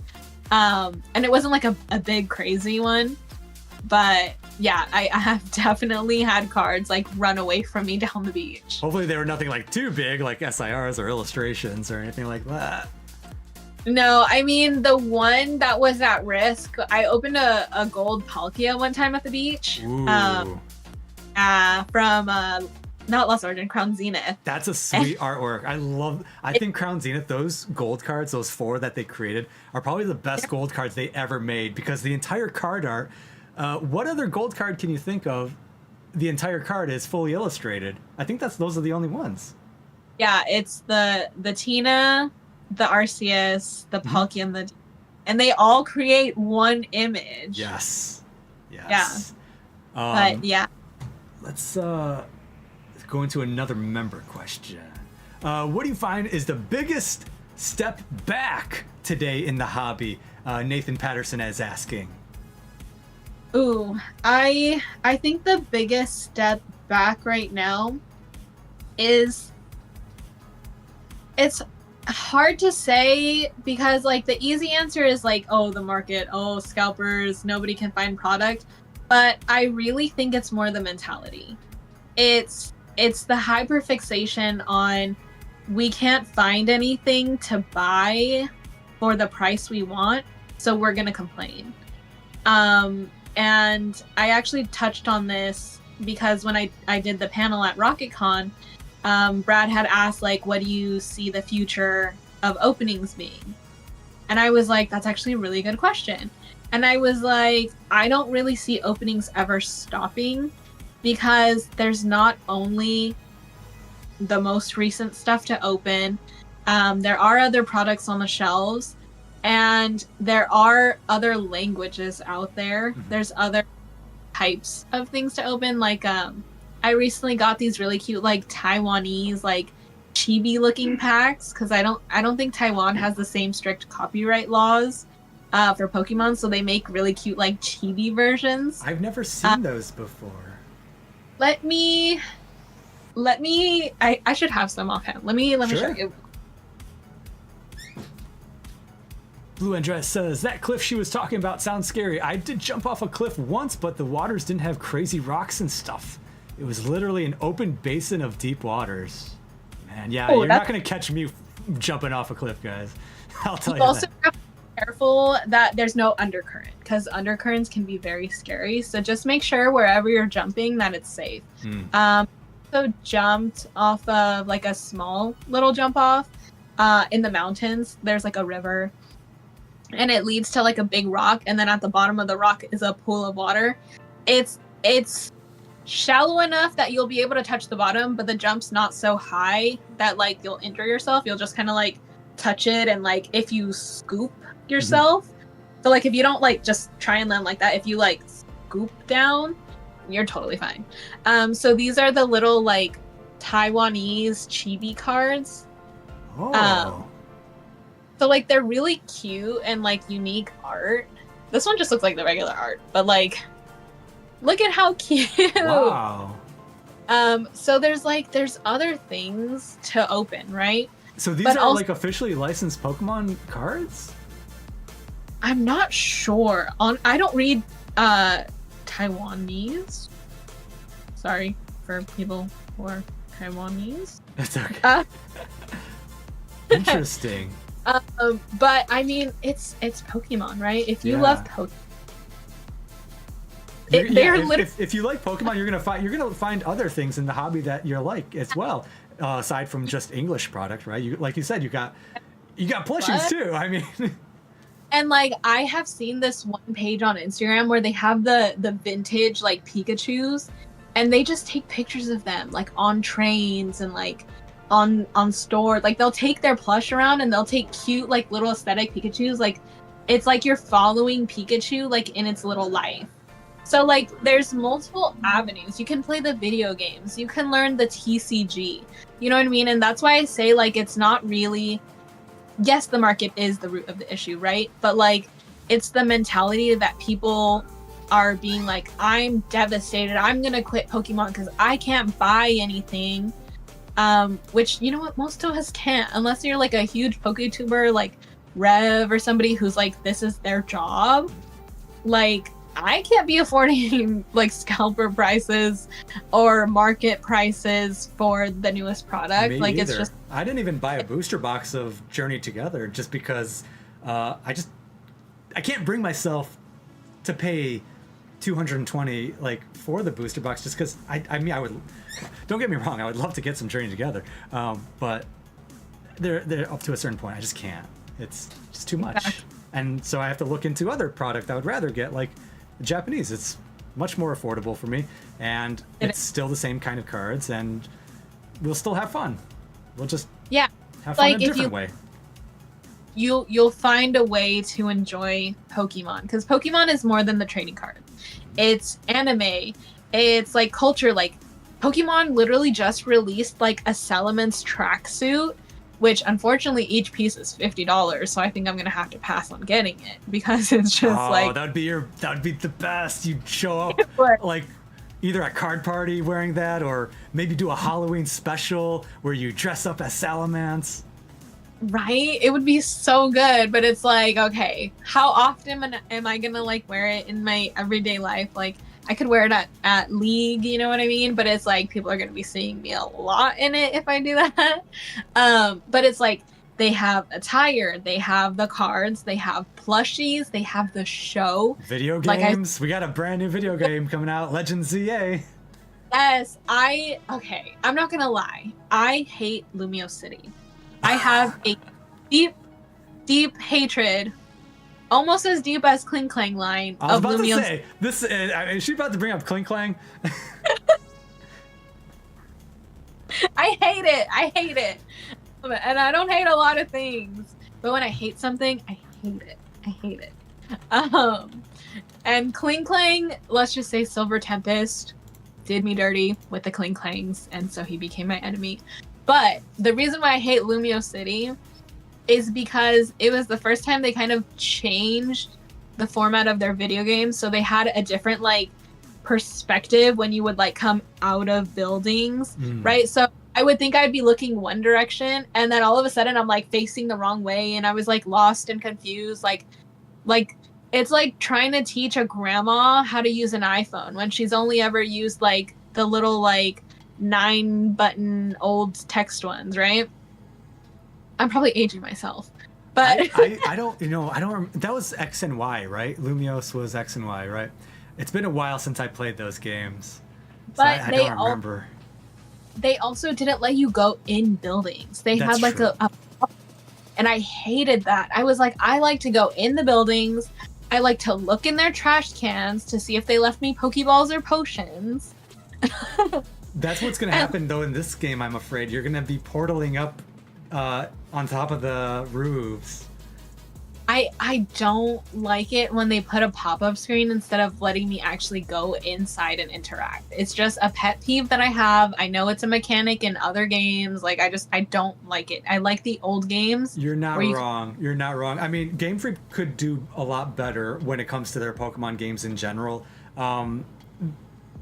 Even with like maybe the design of like when I first saw the trailer for Legends ZA, and I was like, and I saw the portals, I'm like, we're not going to be able to go into many buildings at all. They're making this huge city, and we're not going to be able to go into buildings, and all the windows are just copied and pasted. There's no reflections anywhere. The level of detail is just, I feel like they could do better with being Pokemon.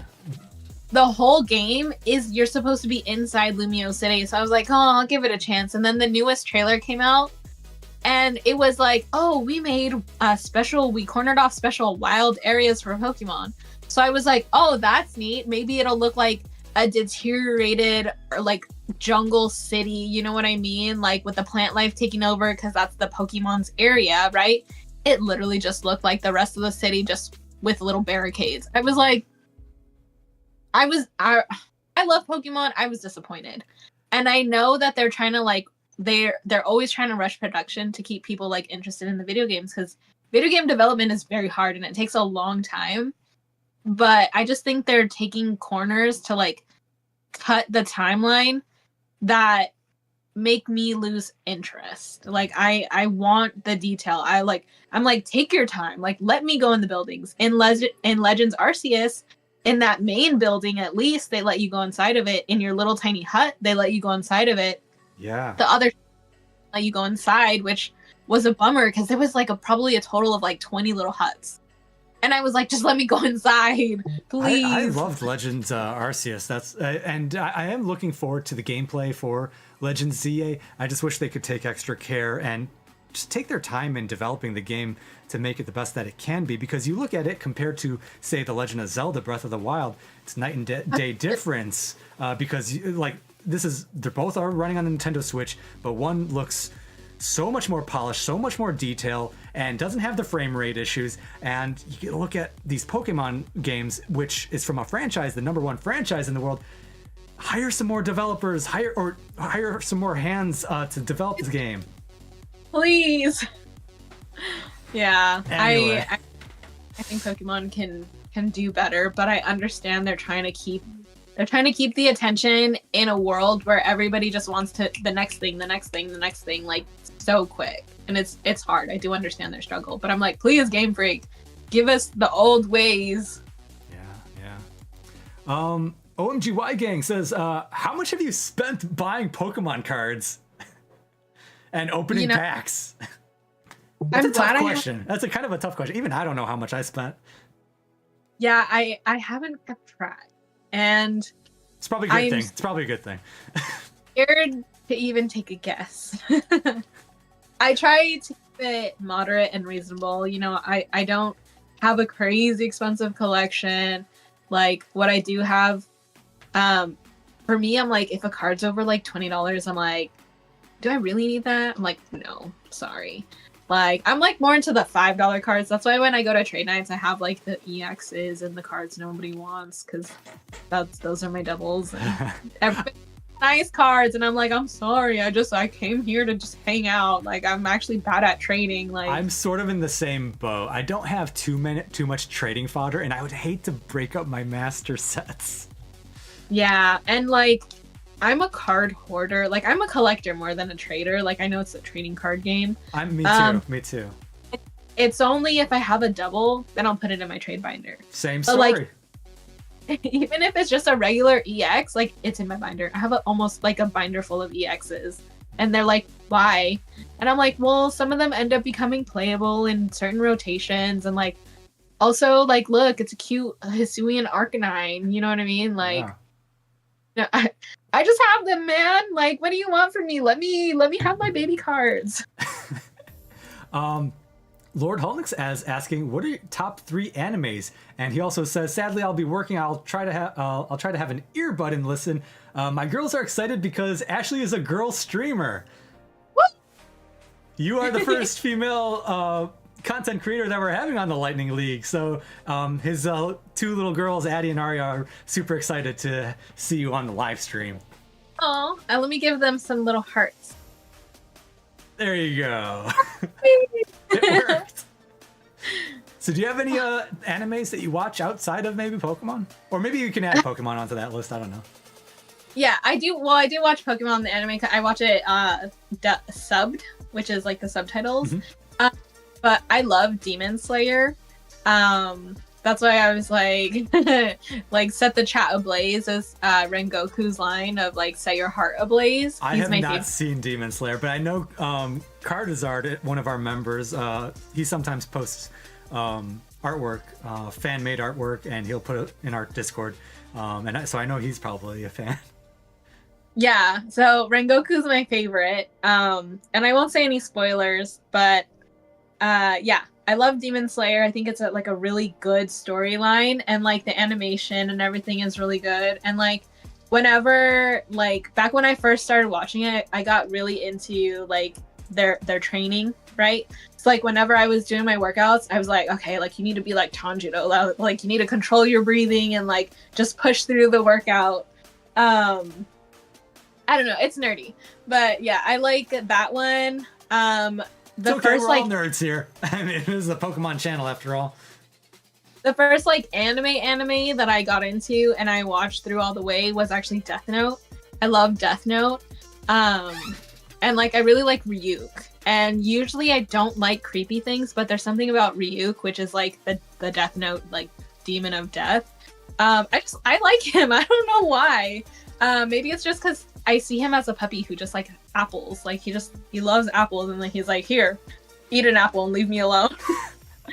And then I really like the like shows where it's like, it's the cheesy ones of like, I'm reincarnated into this life and now I'm like the villain.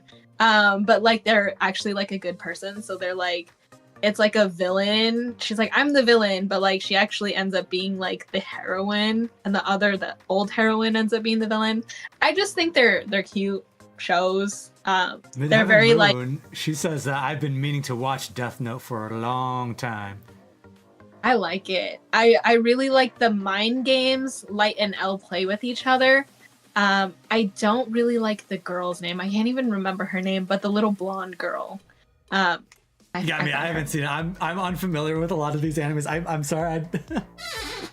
I don't. I guess if I were to answer that question, like I don't know. Like sometimes I just don't have enough time to even watch stuff. Yeah, and there's tons and tons and tons of anime. I really also like Haikyuu. And then there was this one like soccer one that I got into, and I can't remember. And it was not Blue Lock. Because that if you're talking about frame rates, oh, Blue Lock is so bad. But yeah, I love Haikyuu, which is like a volleyball based anime. I loved all the characters. It was just like based on a high school, like they're high schoolers and they're playing volleyball, and they were former champs who are trying to get like back to the top. And I just think it's really cute. I just like the cute animes. Oh, I don't like the. Maybe Lord Holnick's. Maybe he's. I don't know if he's still here or not. But hopefully, maybe I don't know if he shows his girls any of the animes. Maybe some of those that you mentioned, he might be familiar with as well. I mean, maybe like I just watch the cute ones, except for Death Note. Death Note is not really a cute one. Oh, Attack on Titan was really good too. At first, I didn't, but then I started thinking about like the psychology of like war, and like it does. Really good example on like who's the actual like villain, you know what I mean? Like what's this war about, who started the war, who's on the right side, who's on the wrong side, kind of thing. And it does a good job of like blending both sides to be like, wait, are these people actually like the reason? Are these people the reason? And it kind of shows like over time how if a war is ongoing for so long, you kind of lose the root the root cause. And you're kind of like fighting just because like you're like, oh, well, we've been fighting, so like they're the enemy, you know what I mean? So it's very like psychologically interesting. So that's really why I liked Attack on Titan. I didn't really like the Titans; they creeped me out. That kind of reminds me of Star Wars in a way, because in Star Wars, the prequel trilogy, you had like, I don't know if you know much about Star Wars, but I'm a big Star Wars nerd. Oh, and I did Disney versions, but I love the other Star Wars. Yeah, because there was like during the Clone Wars, you had like the separatists versus the Republic, but there's some separatists out there that really believe in the cause of why they're fighting, and they truly do believe that the Republic has gone astray and that they are what's wrong. But little do they know, they're sort of right, because the Chancellor of the Republic is really Darth Sidious, you know, the evil emperor. So in a way, they were right, and they're kind of like seeds of the rebellion are planted in the separatist army there. So yeah, it's interesting. When it comes to war like that, it's stories like those. They're always the most interesting because there can be heroes on both sides. Yeah, and you know what's funny is I'm not a history buff, but when it comes to like fictional things like that, I'm like, oh, that's so interesting. Like, what's behind this? Like, let me watch all the episodes and then like think back on it and be like, oh, that makes sense now. You know what I mean? But then when I read history books, I'm like, oh. Which you need to know their history, but like it's easier to get involved in something that is like fake. You know what I mean? For sure. No, I totally get it. Midheaven says you should try. Oh wait, I don't know if that was directed at you, but she said she likes Sailor Moon a lot, but she says should try Sailor Moon Crystal Gun. I did watch it a bit first season when it came out, but I guess I was too attached to the 90s anime of Sailor Moon. Yeah, I liked Yu-Gi-Oh! I liked Yu-Gi-Oh! GX. I watched Sailor Moon. I watched Dragon Ball. I watched Dragon Ball Z Kai for a little bit, but like at some point I'm like, this battle has been going on for 50 episodes. Like I watched Naruto. I try to skip all the filler episodes. And then I saw the live action version of One Piece. It made me want to watch the One Piece anime, but there's so many episodes. That's what I've heard. That's what I heard. That's why I haven't even dipped my feet into One Piece, is because not only that, it's because I also know there's a card game as well for One Piece, and I don't want to like go down that rabbit hole because Pokemon is enough for me at this point. Same. I don't play any other card games besides like Uno. I love Uno. Emily has a question for you. That's Jeff's daughter. So Emily's asking, we love watching her binder challenges. How does Ashley pick which cards / Pokemon to collect? And what cards does she want to collect? Which card is her biggest chase card? That's 3 questions in one. Okay.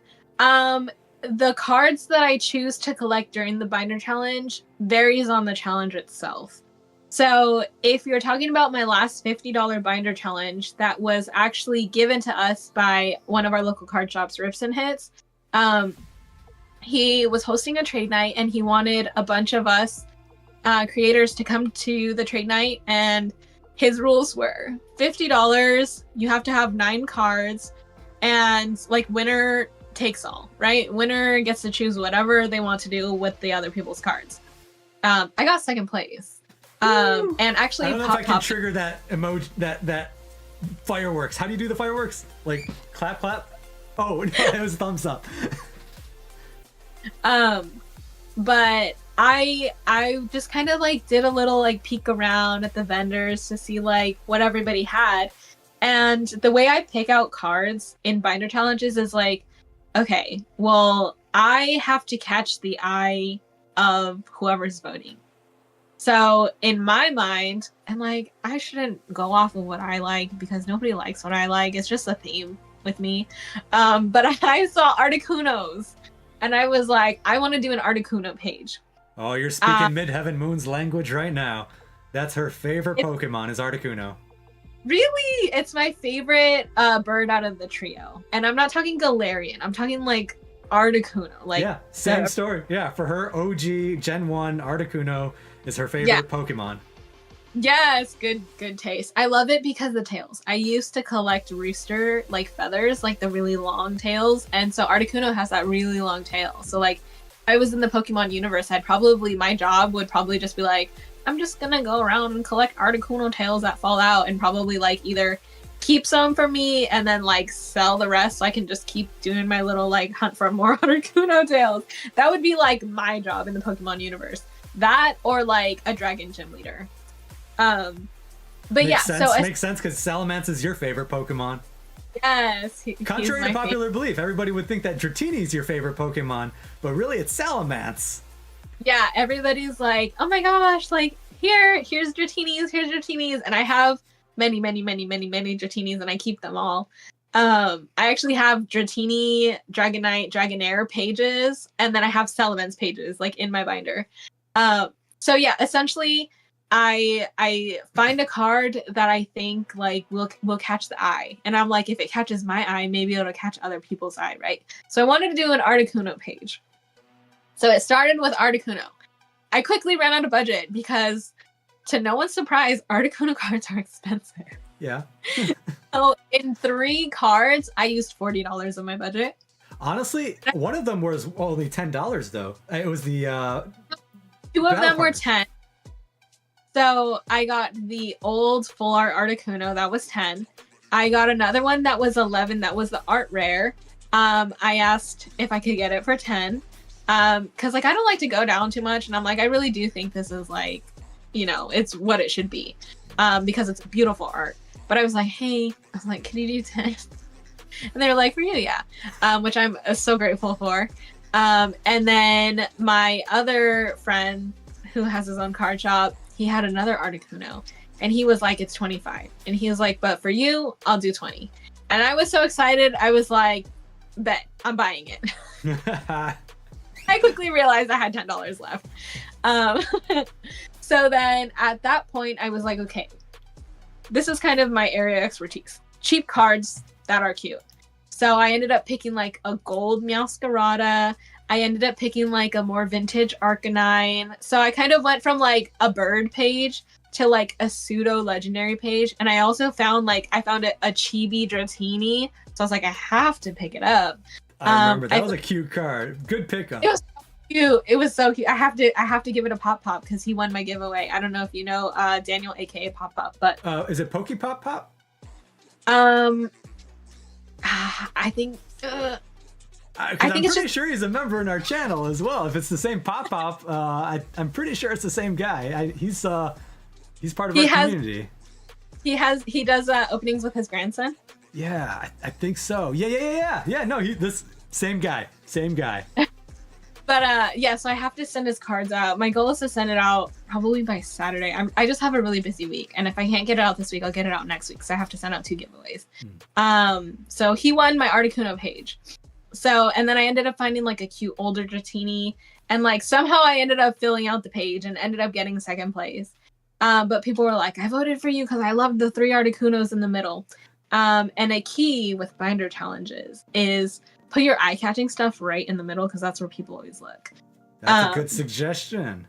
It is, yeah. For other challenges that I've done, if the card is cute and it's within budget, I pick it up. I don't really like to go with, oh hey, like this card is really popular, like people like it, and it's probably gonna go up in value because it's like I hoard my cards. Like, so if I'm gonna buy a card, I'm probably not gonna get rid of it ever. So I keep it, and yeah, like even with these, like I saw these 2 and I was like, oh, I'm keeping these. But those like are very unique art styles too. Those are nice. Ooh, they're cheap. Look at this little Natu. Natu has never looked cuter. It's precious, and then like this, precious, and like the colors. I love it. Do you have a chase card right now? Right now the SIR Selements in English. I have it in Japanese. I got it in Japan actually, so that's my like favorite like thing. My favorite card. I got an Armored Mewtwo promo from Japan too. Those are kind of tied for first, but Selements is my favorite Pokemon, so he pulls out a little bit ahead. But yeah, so my chase is that one in English. What's your opinion like on Roaring Moon? Because Roaring Moon is like a paradox form of Salamence. Does Salamence still beat Roaring Moon? Salamence beats Roaring Moon, and Roaring Moon, I just call him my ancient boy. Because he is a version of Salamence. But to me, because you don't see any Bagon nor Shelgon of Roaring Moon, it kind of just seems like he is. You know what I mean? Because like, he's a basic Pokemon. There's no pre-evolution. Exactly. So it's like, I feel like Roaring Moon kind of devolved into like Bagon, right? Which is the first evolution of Shelgon. And I feel like that adds to the lore of Bagon, like his desire to fly, because he used to be Roaring Moon, right? Because he's a paradox, and they're kind of like intertwined. Like this isn't official lore, but this is how I see it. Because like Roaring Moon is Salamence, just back in the day when they were ancient, like dinosaur-looking Pokemon. Right. It's not a far-fetched theory. Yeah. So like over time, I'm like, oh, he devolved into Bagon. And like he's like, I want to get my wings back, and I'm gonna do whatever I can to get my wings back. And so he just constantly like works toward it, and then he gets his wings back, and like they're different. And it's crazy because like he went from Roaring Moon to Bagon to Shelgon to then Salamence, and then Salamence even has a mega evolution, which Salamence hates his mega evolution. Like if you love your Salamence, never mega evolve him, because like he's like, you're destroying my wings. Like I'm in pain. I'm on a rampage now, like not a joyful rampage, but like an angry rampage. I'll admit, I've never been crazy about Salamence's mega form. It's just one giant crescent moon, but then that goes back kind of to Roaring Moon. Like Roaring Moon is a feathered version of a crescent. That's like true. See how it did? Yeah, you know your stuff. You know your Salamence and paradox paradox Pokemon form. I guess details. Because I never really. You're right. I guess I never really connected the two. The paradox form of Roaring Moon, and then the mega evolution of Salamence. Right? Mega evolutions. I mean, they've been out of the game for like so long. They're just coming back, so it's like I forgot about like what they looked like. A lot of them. I just want to say, like, when they're bringing back Mega Evolutions, they better bring back Mega Salamence, because they started bringing him back in these newer sets. And I am so grateful. He even got an SAR, which is my chase, to answer that question again. I think they are though. Pokemon dropped the Nintendo. I mean, Nintendo dropped the. Oh, I can't even speak. Nintendo dropped the Nintendo Direct today and showed off more footage of Legends ZA, and I thought I remember seeing Salamence Mega Form. I mean, they showed off a couple Mega Pokemon in that trailer, but I don't see why not. You know, I'm pretty sure he'll be back. I'm like, give me an art card of Mega Salamence, because I finally actually got the promo card of Mega Salamence, because there's not many Salamence cards out there, so like they're harder to find. But like this card, my friend Eder gave it to me. Like this is the Mega Salamence promo, and it's like pristine for like how old this card is. Yeah. That's awesome. And like you can tell like how angry he is, because he does not want to be like Mega Evolved. Now, is that a thing in the lore where he doesn't want to be Mega Evolved, or is that just you saying that?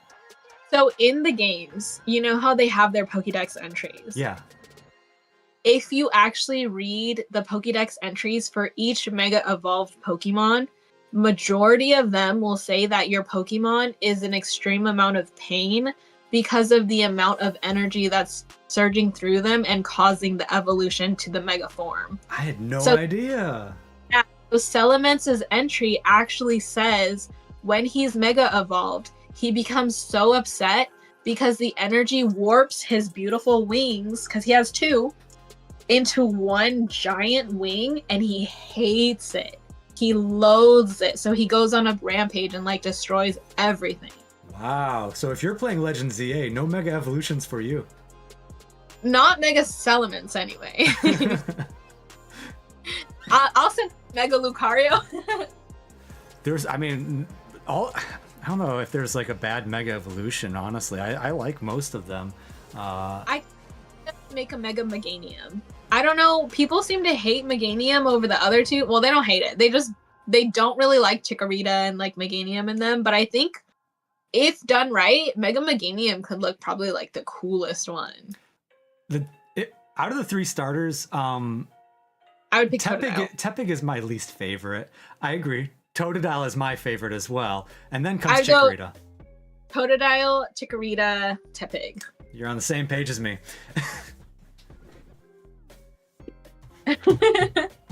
All right, Ashley. Should we get back into some Pokemon card giveaways? We still got 2 rounds and a boss battle to go. Cards. All right, let's go. I'm gonna check the giveaway. Let's see. Thanks for putting up with my long-winded chats, guys. Oh, it's all good. It's all good. It's not too often that we have a special guest on and we get to chat, so I really enjoy it. So we got a few people to add to the giveaway wheel here. Oh, yeah, wait, Sam Tran. Whoa. Orb Sports Cards and Collectibles. Thank you so much for donating 5 CrediFilms memberships. These guys were actually one of our boss battlers too. They boss battled before you did. Like I think it was like last month or something. They were like an impromptu boss battler, but they were sponsoring 2 of our live streams. So yeah, big shout out to Orb Sports Cards and Collectibles. And let's see who got gifted. Andrew R. Neo, or maybe it's Any Onyx Blue. Frost King and JJ Crossing. You've all been gifted. And Matthew Bake. You've all been gifted memberships. Big thank you to Orb Sports Card Collectibles. And guys, if you'd like to shop at their store, use my discount code CrediFilms, all in caps. You'll get 5%. I think it's still intact. I'm not actually 100% sure, but if it is, try it. CrediFilms and get 5% off. Maybe. I'm gonna have to double check that actually. Oh, they said yes, it's live. Okay, so they confirmed just now. Yes, it is live. You can use the promo code still. It'll help out the channel, help them out, help me out. It just won't help out your wallet. Well, it'll help your wallet in a small way, I suppose. You save 5%. But yeah, big thank you, Orb Sports Cards and Collectibles. We really appreciate it, and hopefully I can meet you guys someday. Maybe Card Party 3 West, maybe. in Seattle. Yeah. Oh, they say we're opening next month and we'll hopefully have some MSRP Pokemon allocation soon. Dude, that is so awesome. Brandon and Mike, I'm happy for you guys.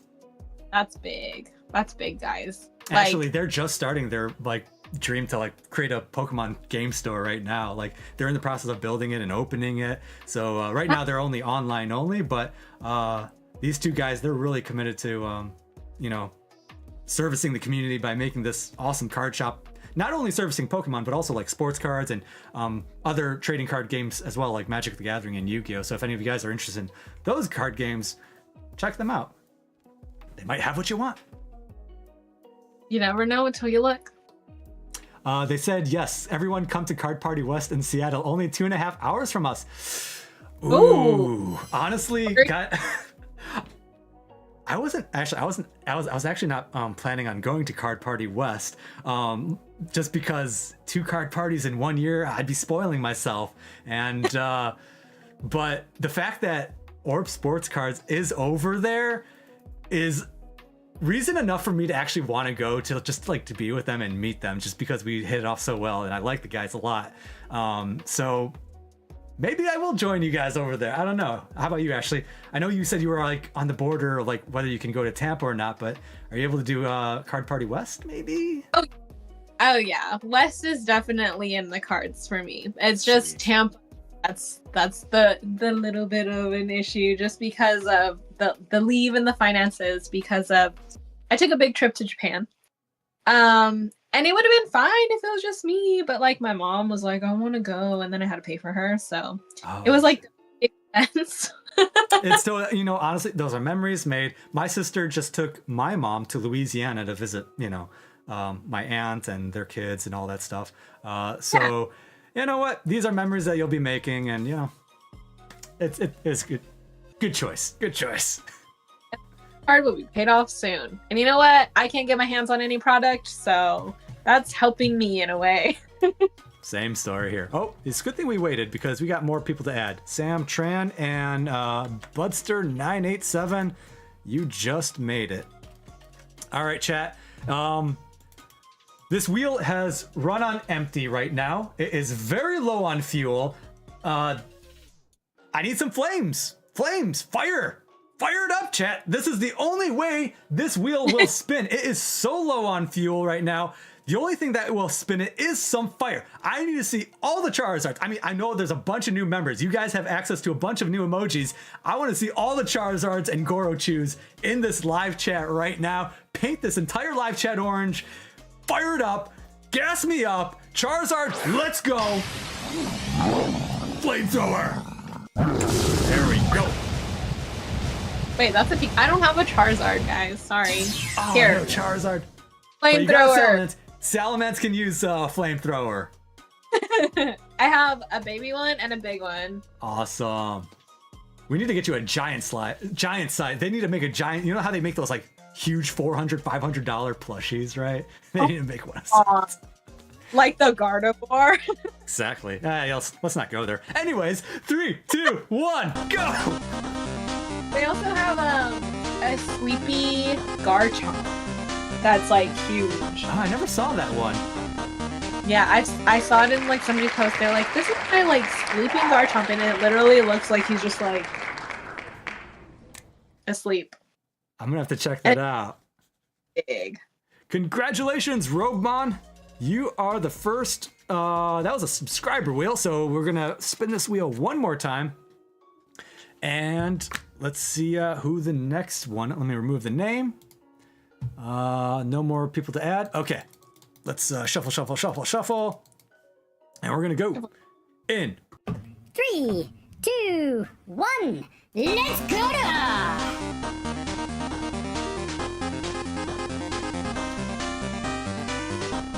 Jane or Mr. Business. I think it's gonna be the man himself, Mr. Business. Mr. Bez. Yes. It's that good karma from gifting all those memberships earlier. You read my mind right there, actually, Ash. I was thinking the exact same thing. The guy just gifted a bunch of memberships, and fate shined brightly on Mr. Business. We'll see if the packs will do him any justice, though, because we've been having some bad luck with packs today. Hopefully our intermission, like, stirs the pot, and then we're just like, okay, we're gonna get some heat now. Sure hope so, because this is probably the worst unboxing we've ever had. On to round 3, folks. Round 3. Evan Wall said life-size elements. Yes. one, You know, he's only like 4 foot tall. He's very short. We're gonna start off with Robemon. All right.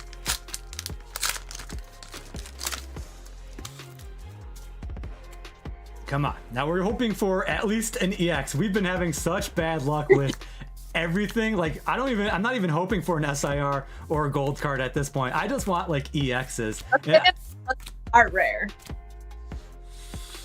For a split second, I thought we got something like an EX or something, but I got excited because I love the artwork, because this is another Shinji Kanda artwork. Ooh, Shinji's such a good artist. You know what art? I'm gonna do a hot take, and people will probably roast me for this. I don't love Tomokazu. His backgrounds and illustrations kind of creep me out. They like give me the creeps. You're not wrong. I was eyeing a Galarian Slow King behind the glass showcase at my local game store today, and that's by him as well. And it's kind of a creepy looking card, to be honest, like you said. It's creepy. It's all of his art, especially when he gets like really detailed with the backgrounds and makes them all like swirly and stuff. It just like triggers something in me where I'm like, no, please get away. We might have to bust out some of the sad memes, guys, because we haven't been pulling jack squat today. Okay. Maybe we need. We'll bring out Gengar. Maybe Gengar will give us some luck. Come on, Gengar luck. Give it to us. Let's see it. No! Gengar, I told you to do a good job. Here, I'll put the Cleffa next to you, so that way you're its shadow. Have you ever heard that like theory that Gengars are like Cleffas or Clefairy's shadow? I thought it was Clefable. Was it Clefable? Oh, it might be Clefable because it is spikier. Yeah, both like have spikes on their back and like pointy ears. Yeah. Yeah, I heard that rumor. Yeah, it's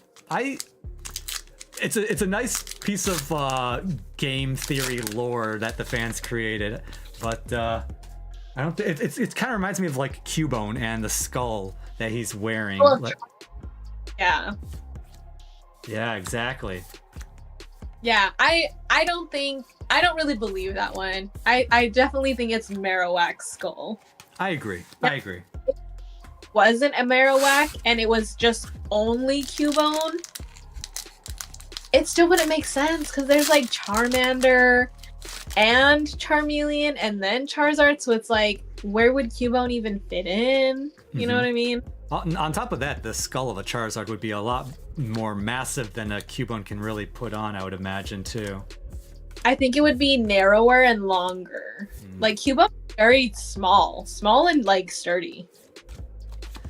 But actually, my favorite of the 3 is actually Haunter. I know people love Gengar, but I think Haunter's better. He's just like a little trickster. He reminds me of a little teenager who's just like,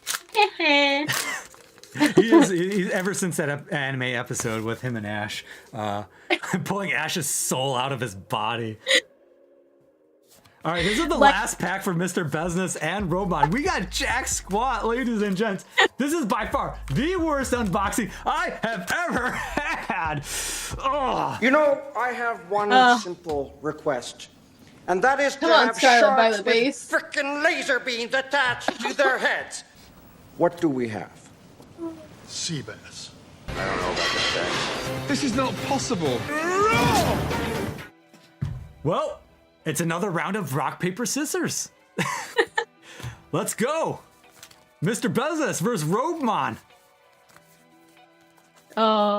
Who will take the lead in this epic game of rock, paper, scissors? Imagine if we go every single round rock, paper, scissors, even the boss. It's again with the paper. This is crazy. Look, I mean, that's the case right here. Like, I mean, we're going like, I'm gonna keep shuffling this up, but we chose paper last time for James and Elena as well, but Why? I don't know what's going on. Today is just a weird day. Okay, here we go. Roadmon, what do we got? Paper as well. It's a draw. Oh. Okay. It's a draw. Nice. Maybe I should only just do the 3 different. I don't know why I have 6. different. Yeah, I don't know. It doesn't make sense, really.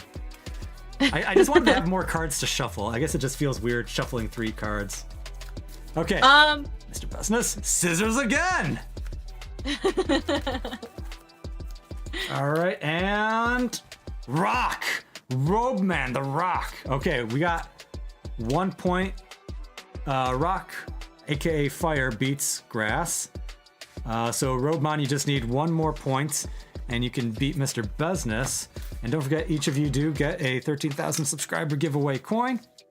But the winner is going to get a Thunder Charm, as well as being on the leaderboard and entry into the boss battle wheel to face off against Bikini Dratini. Okay, last one. We got paper again for Mr. Business. Okay. It's gonna be water. Well, I took out the extra water that was in here, so we only have rock and scissors here. Here we go. Ooh. It's scissors. Wait. Scissors beats paper. I had to like think about that for a sec because I was like thinking in terms of typing as well. Okay, so that means Roadmon. Each of these rock paper scissors has been kind of a blowout as well. No, this one was a tie as well. Yeah. But yeah, 2 out of 3. Sorry about that, Bez. Don't worry, I'll be sending stuff. Actually, Mr. Business won one of the most expensive cards that we've ever pulled, and that was the Latias SAR from Surging Sparks. Exactly, yeah. That's a beautiful card. I love how they connect. I just wish they would have made Latios textured as well. But 100%. I know why they... Because it's not an SAR, it's just an art rare, but I'm like, come on. But why not make it in the first place? Why not make them both SARs in the first place? Well, they made the 2, right? Because they wanted to kind of like touch in on the lovebird kind of things, which was one Latios connecting, or it was like 1 card, but they were like making a little heart. So like since they were bringing Latios and Latios back, they were like, well, why don't, this is just my theory. They were like, why don't we just make a connecting art card? But I'm like, if that was the case, make them 2 SARs. Like Journey Together has 6 SARs. Like you could have had 2 SARs of Latios. I agree, totally. No, I think they must have known, like going into it, they know what they're doing. 1, 2, 3, 4, 5, 6. They know what they're doing. I wonder what the conversations in the meeting room were like. Where like, yeah, let's make Latios the SIR and Latios make him the IR. Like, I don't know what the thinking is. I mean, what my favorite thing I heard about the people, like the Pokemon company, is when they're deciding like what Pokemon to include on cards, I've heard that they're like, they play favorites. So they're like, oh, whatever cards we, or like whatever Pokemon we like, that's who's going on a card. So I don't, but their illustration rares, they have been so far for the most part, they've been different almost every single time. They've been like creating new illustration rares for new species of Pokemon every time. There's only been a couple that have been like given more than one. Like I think Joltik has 2 different illustration rares. But it's have to like they choose favorites. So like somebody there must really like Joltik because they got 2. You know what I mean? I never heard that, but I believe you. I do believe you. Like I mean the people who are making these art cards, they probably are like, yeah, I got this. These are my top 6 favorite Pokemon. I'm gonna make all these artworks, for that Pokemon. I wouldn't doubt it. And I think that's good in a way because it's like, if you're into the Pokemon, like if that's a Pokemon that you adore, you're gonna make amazing art out of it. And like we've seen that throughout Scarlet and Violet, like how good the art is.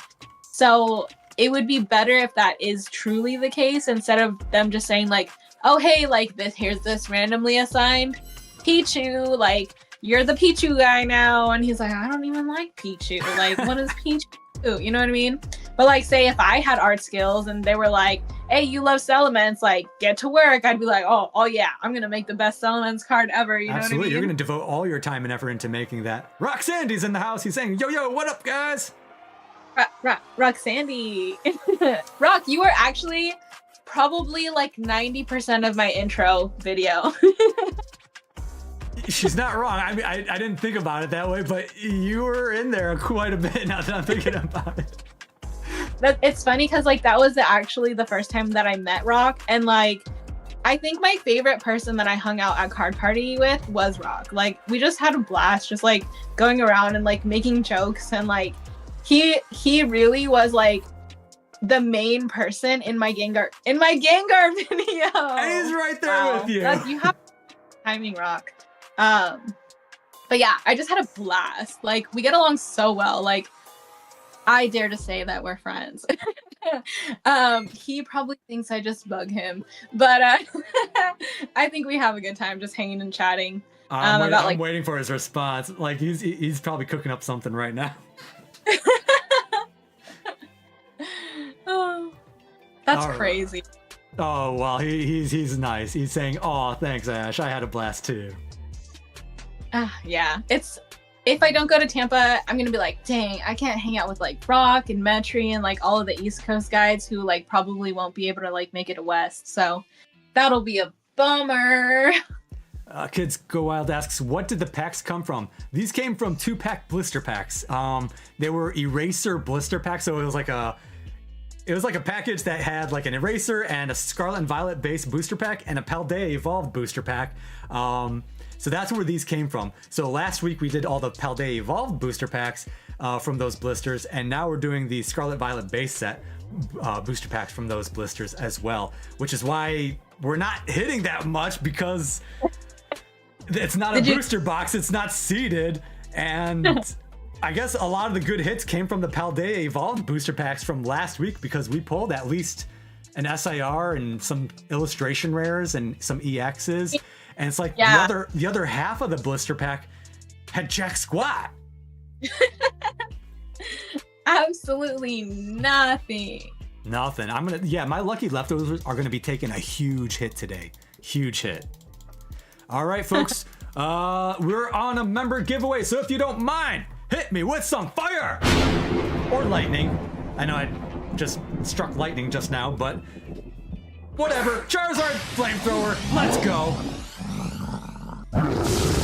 Feed me the flames. Creflet says it's a sign to move on to Japanese product. I can't agree more, Creflet. I totally agree. After this, we are switching to Japanese. It's just a matter of which box to open, because I got so many different kinds of boxes to open up here.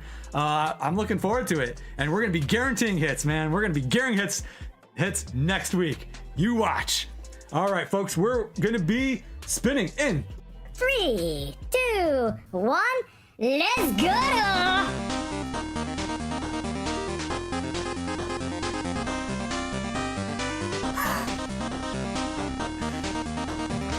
You know, last week somebody was complaining. It's the same people all the time. And it's like, I cannot be any more transparent with you guys. Anyways, congratulations, Emmanuel Moraes. He won last week as well. Oh. There's only so much I can do. I mean, they see the screen. They see the screen, they see the wheel. I'm using Wheel of Names. It's the same thing that everybody else uses. Wheel of Names. Okay, I would just like to say that last time I used Wheel of Names and I posted the results on my Instagram, somebody said, I'm laughing at the ads that you have. And I was like, what do you mean? It's a Pantene ad. Like, you know, because it has ads. It's a free thing, right? And so I kept watching the video and it was like, is your stomach upset? Are you vomiting? Do you have like diarrhea? I was like, no! Is that the ad, like, upset stomach right after Pantene. I was like, it couldn't stay Pantene. Like, I don't even use Pantene, but I'll take that over an indigestion ad. For some reason, I have not been getting ads lately on my Wheel of Names. For the past, like, month or something, usually, I have to, like, hide the live chat real quick, the overlay.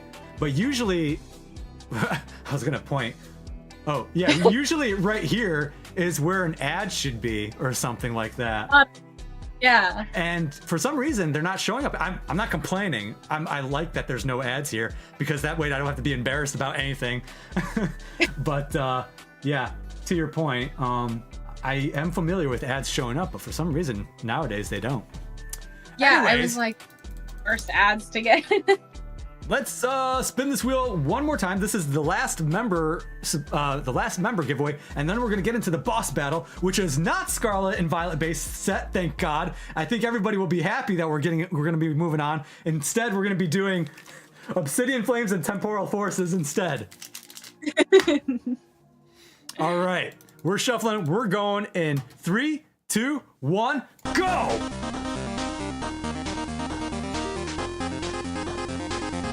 Who is it? Is it Wolverine or the Lord of Holnix? Congratulations, Lord of Holnixes. Congratulations, Flying Pikachu. Okay, Lord Holnix. And both of you guys will be getting a silver 13K subscriber giveaway coin. Oh, by the way, I was gonna show my third place trophy, but it's not clean. It's okay. I have to redo it. At the same time, I gotta. You know what? Screw the rules. We'll just show it. This is gonna be the third place trophy, but it's not cleaned, and I gotta redo it. Maybe it would be better if I showed it actually right here. Like, don't mind me while I just look at my TV because I'm nosy and I want to see the screen too. This is going to be for the third place winner of the Lightning League, but I gotta redo it, I think. I have to redo the Pokeball, I believe. The Pokeball, like, has this weird... focus! Yeah. So, are you gonna focus or not? Focus. There we go. Yeah, so the top of it is not very smooth, and that's because there was support material that was generated to create the Pokeball. And so, yeah. I was gonna say, can you sand it? I hate sanding. I could, but the problem is, it's so shiny too. The rest of it is very shiny and smooth, and so when I smoothen this down, it's not gonna have that same shine. Luster. Yeah, it's not gonna have that same luster as the rest of the Pokeball. Now this Pokeball is actually detachable because I printed it separately. So I printed the base, and the reason why was because I was trying to avoid support material being generated right over here, because then it would have to create this part right here. And so I created these two things separately. So I'm gonna recreate the Pokeball in a new way. That way support material is not generated, but as you can tell, all the lettering has to be cleaned. This third place has to be cleaned. The electric thunderbolts have to be cleaned. But that is the color of the bronze trophy, at least. It looks good though. Thank you. I know because you're a 3D printer, you can tell all the flaws, but like, that's cool. I appreciate it. I mean, I just wanted to offer something unique for the first, second, and third place winners.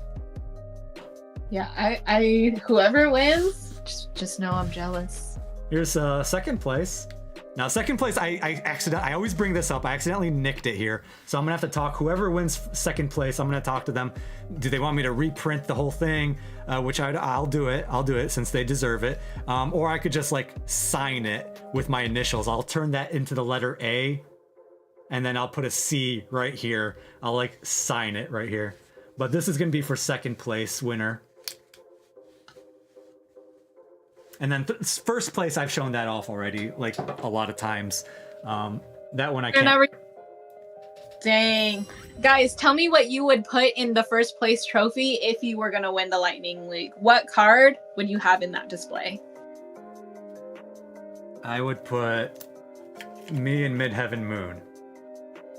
The like little personalized cards. Yeah, that's our personalized card. Yeah, that one's cool. I like that. I like that. All right. I'm trying to read the chat to see what they would put in. We're on to round 4. Let's begin right now. Round 4. 3, 2, 1, go! Yeah, see, look, even Rock said it looks so good. I appreciate that, Rock. Oh, he says Vaporeon. Of course he would put Vaporeon in there. I'm watching you, Rock. I'm watching you. Professor Metri! He just subscribed to the channel! Dude, thank you so much for subscribing and welcome to CrediFilms. Wait, let me give hearts to everybody. Woo. That is so awesome. I love that with just hand motions, you can like create animations. I remembered the balloons. Oh, how did the balloons go? How do you do the balloons? Confetti. Oh, confetti. Oh. So balloons is one piece. Oh, there you go. And then, so it's like, happy birthday, Credi. Oh, thank you.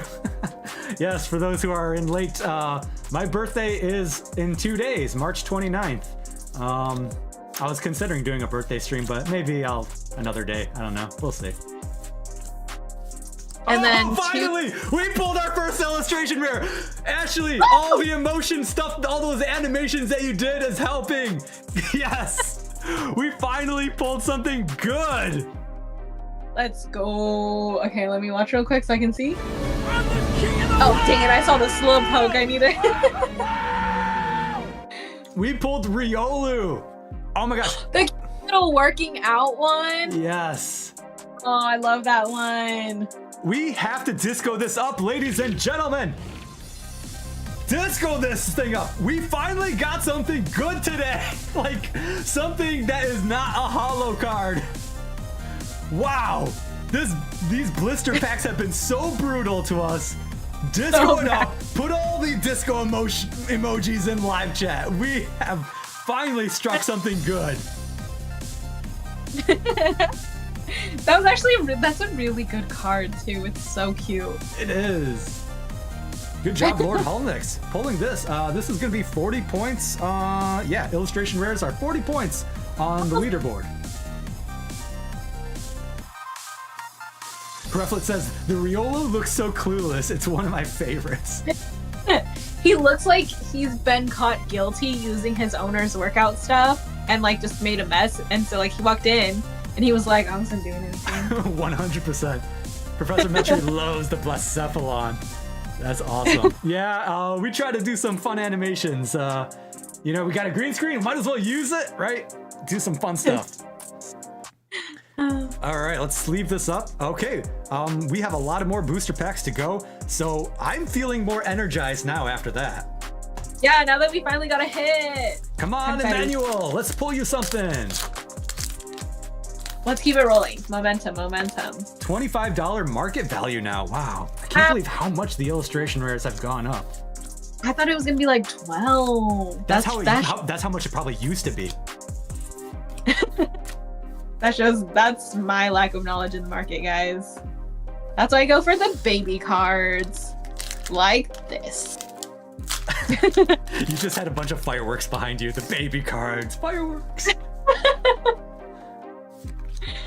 Ooh, Shinji Kanda. Ooh, I love the Shinji art. Me too. I wish Giratina. That's one of the few. I think that's the only one that I don't have is the Giratina alt art. That's the only one. Yeah, I bought the Magikarp. He also did the Magikarp, yeah. I love the Magikarp in Japanese because Magikarp in Japanese blends so well into the background that like it doesn't even look like his name's there. So like that's what I really enjoy. So it looks more like an art piece rather than like a card. For sure, for sure. And because the top 3 artists I feel like is Shinji Kanda, Kumiya, Okucheke. Like those are the top 3 that I hear quite often are those three. I know Yukamori too. She does the clay ones. I know a lot of people. Yeah, the clay art is really good. Every time I find clay art, I always set those aside, and I put them in Midheaven Moon's binder, or at least I give them to her so she can put them in her binder. Does she have a cute binder? Midheaven, you can answer that. She's in the live chat, I'm sure. Let me look at the chat. Oh yeah, everybody's saying the Giratina is cool.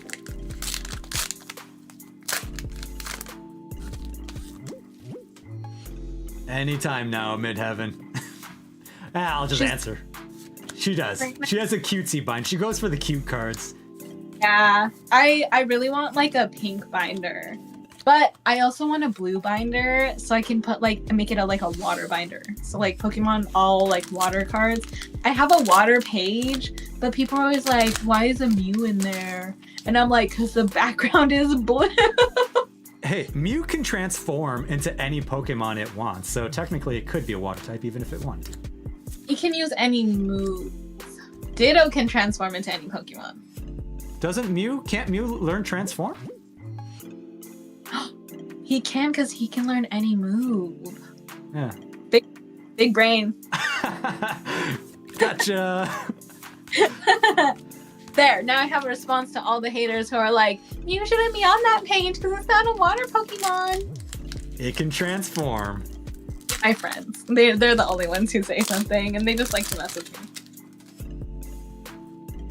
me. John Parker says, just got home from work. And Emmanuel says, Mew transforms in the anime. Does he really? In the Pokemon 2000 movie? In the Pokemon First movie? Yeah, where in the anime does Mew transform? Professor Metri says Mew can learn any move, so it can learn transform. Yep, so everybody's agreeing. Because Metri is a professor. Thank you, good sir. We need to have him on as a boss battler. Oh yeah! That would be so good. I'm still taking names. I mean, I got a whole schedule like of people to get on the stream. Gyarados EX has been pulled. Let's go. Red 5, I'm going in. But yeah, totally. We're not trying to pressure you, Metri, but it is fun. Man, we're just trying to get anything out of these packs, and we will definitely take a Gyarados EX. And that's for Lord Holnix too. Oh. Where's my music? I keep saying I brought the bad luck because we were getting nothing for the longest time. You know what? Brock came in, and that's when we started getting things. Did you notice that? The first boss. You're right. It wasn't until Rock Sandy showed up. The first boss came in, and then the cards were like, oh no, he actually won. Like, let me actually, like, deliver. Oh, Professor Mestri says it'll be a little while before he's available, but he can make it happen. Okay, sweet. That's all good, man. I'm always trying to accommodate the guest. So whenever people are available, I will, be flexible with my schedule to make sure that we can work something out. I think next month we have Ian with Ian. I don't want to reveal anybody else just yet, because I'm still in the talks. I don't want to overpromise and underdeliver, if you get what I mean. I was gonna say overdeliver, and I'm like, no, it's overpromise. Yeah. Overpromise. What did I say? Did I say it backwards? No, I was saying it wrong in my brain. Oh, okay. Sometimes I'm bad with words. I am as well. I'll say sentences backwards, which is like the phrasing of how you would say it in Spanish. So I'm like, yeah, that was wrong. But people get the gist, so I don't correct myself. Oh, Emmanuel, I'm sorry. But I remember he did win last week. And actually, Emmanuel, this guy beat me in a boss battle last week as well. So, no hard feelings, Emmanuel. I did not do this on purpose. It's just the luck of the packs. Either way, wait, you're getting two. He's getting two 13,000 subscriber giveaway coins. Lucky man. Oh. Yeah, he says in the live chat, yep, I beat you last week. I'm curious what's gonna happen with you, Ashley. You know what? I will flat out say I'm rooting for you. I am rooting for you because I've been just getting pummeled by the audience every single week. I've been just getting annihilated by the viewers. So I got your back. I'm in your corner. Somebody said ironic because Rock's boss battle went overtime with no hits. That is true. Yeah, we had to like bust open. I think that was the first stream. I opened up like 14 more booster packs or something like that. And then it was like, I can't afford any more, guys. I cannot keep doing this. All right, Lord Holnix, congratulations. You are a Lightning Legend. That's right. Oh, we should tally up the points. 10 points for the EX, 40 points for the illustration rare. So you got 50 points total. Midheaven Moon, if you don't mind, update the leaderboard and add 50 points to Lord Holnix's points total, and then we'll look at the leaderboard once you're done.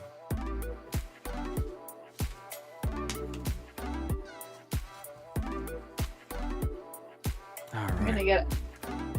Oh, and you also get a Thunder Charm.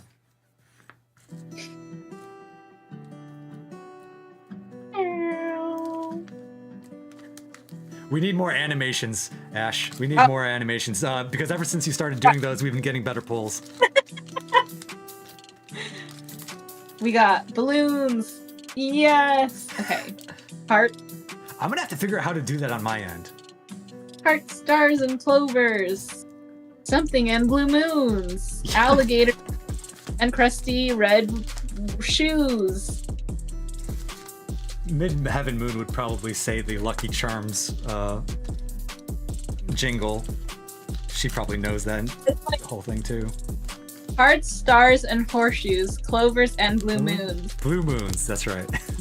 Something goes. And lucky red balloons. It's been a while since I've seen the commercial, but I remember them back in the 90s. All right, let's take a look at our Lightning Legends. Ashley, we got James and Elena right over here, John Parker, Roguemon, and Lord Holnix. So who would you, if you had a choice, who would you like to go up against? It's going to be completely random, but if you had a preference, who would you want to go up against? Ooh, can I get the options again, please? Let's see here. Is my screen working here? The overhead camera? Yeah, no. We got James and Elena, John Parker, Roguemon, and Lord Holnix. Ooh, okay. I know who James and Elena and John Parker are, so I would feel really bad whipping their butts. So I'm gonna go with somebody I don't know. Now, should I go Lord Holnix or should I go with Roguemon? Now, I do like to be cozy, so that kind of leads me to be like Roguemon. So I'm gonna go with Roguemon. I like that. You're using their name. They're like cozy. Be using the robe, eh? Yeah. Gotcha. I see. All right. Yeah, I'm with my plushies and. I'm gonna shuffle up these names. We'll see who it is. Who is gonna be facing Bikini Dratini in a boss battle? She is not gonna go easy. I just want to win, guys. In my favor. Heck yeah! Heck yeah! All right, chat. Do me a favor and light this live chat on fire. Paint it orange for me, because this is the last giveaway of the live stream. Let's go, Charizard, Flamethrower. Oh, leaderboard has been updated, Midheaven Moon says. Okay, we'll do it after the wheel spin. After the wheel spin, we'll check out the leaderboard. All right, fire me up, everybody. You got them Charizard emojis, you got flame emojis. I know you can do it. Let me see it. I seek fire! Fire! We're going in 3, 2, 1. Let's go!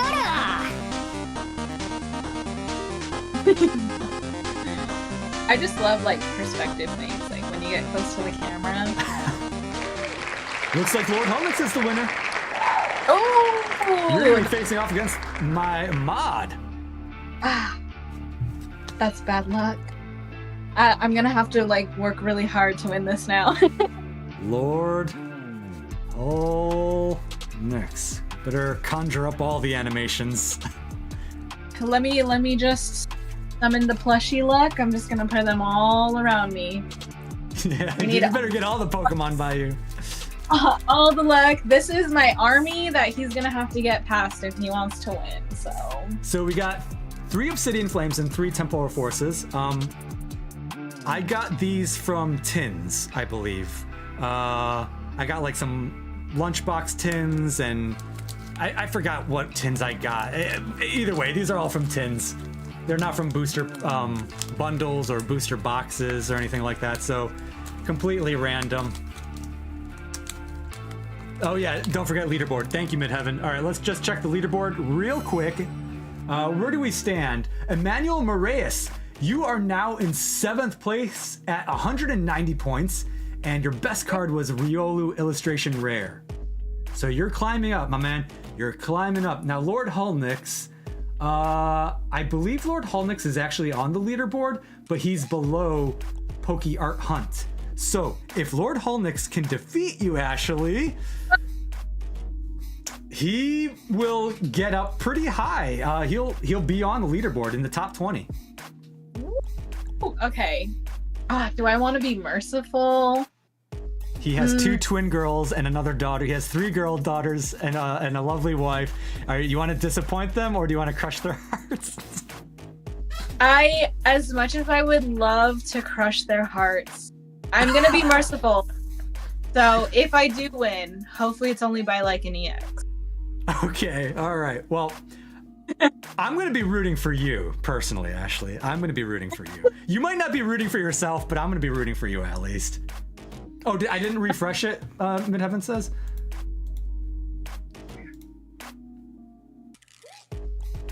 Where is it?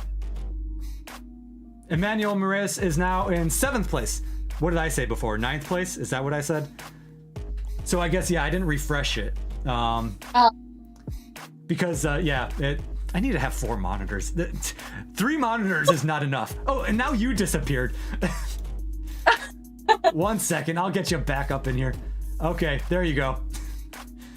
It's because I have the leaderboard and OBS are on the same monitor, and I have to have them on both of these monitors. It's just, I need another monitor. That way I don't come in, I don't get this problem. Anyways, Emmanuel, you have now shot up to 7th place at 190 points. Riolu being your best pull so far. So he's doing all right. He's doing really good. He's making big moves. Yeah. And also, must be nice to have 3 monitors. Sometimes that's not enough. To do this Lightning League is just, I need to have, I don't know. I'm actually creating a behind the scenes live stream experience video, what it's like to run the Lightning League. So last week, Midheaven Moon filmed me behind the scenes, like as I'm live streaming, she was filming me with a camera. That way we could use some footage for this video.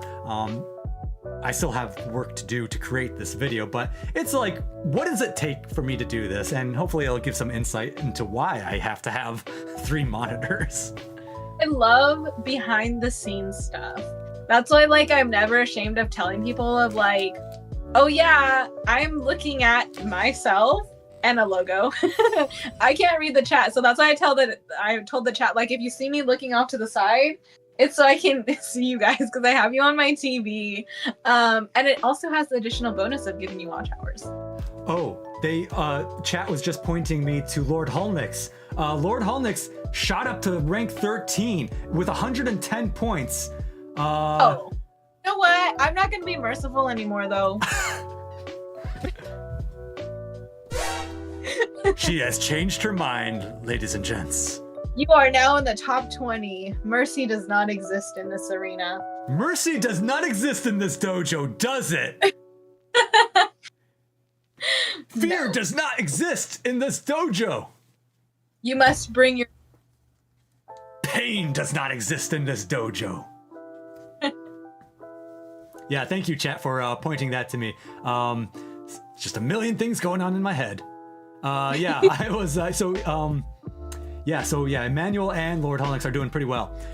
Right now we have, okay, hopefully I've crossed all my T's and got everything out of the way now. Now we can get on to the boss battle. Let's get some boss battle music on first. Let us music. Be like, I would like to walk into the John Cena tune.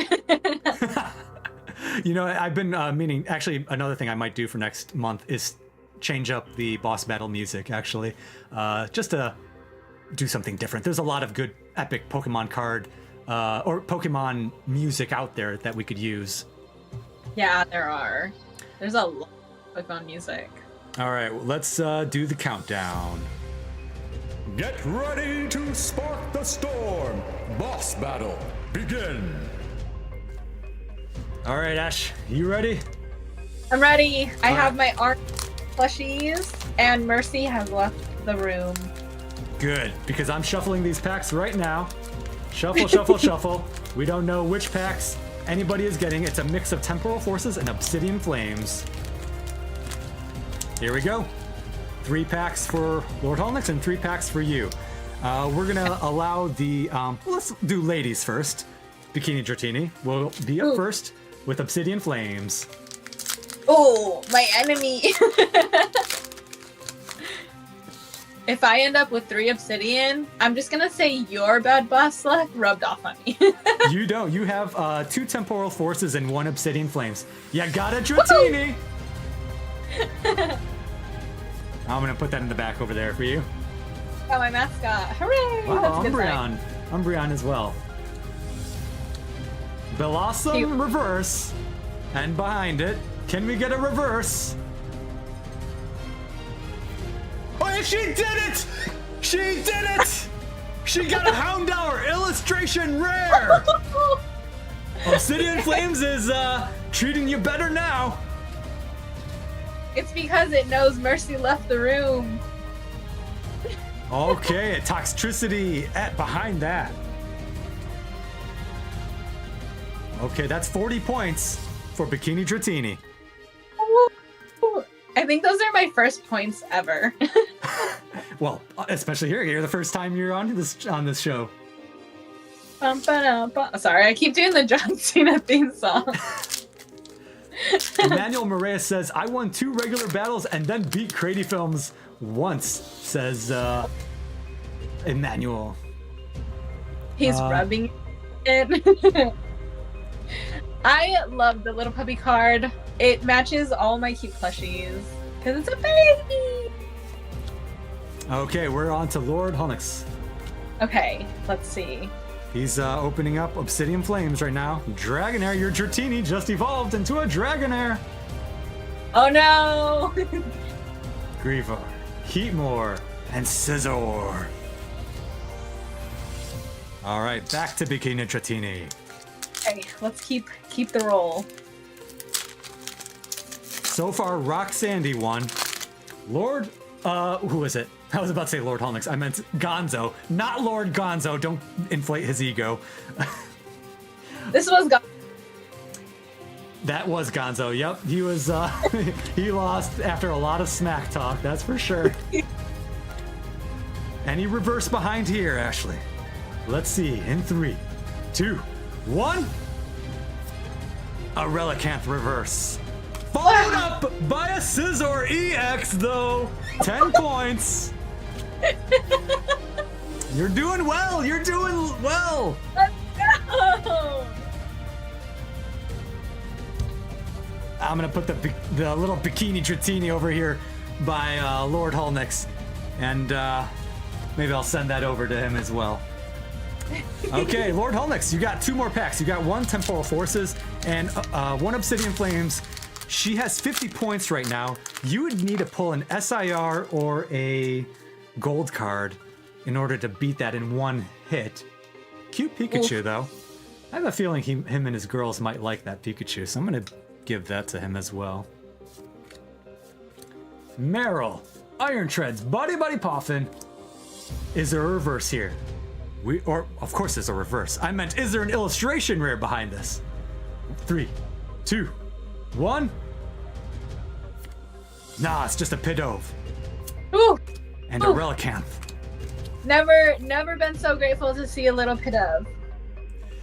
Okay, Hi, Deb. so we're gonna do Ashley's last pack magic for her. Let's see what we can do here.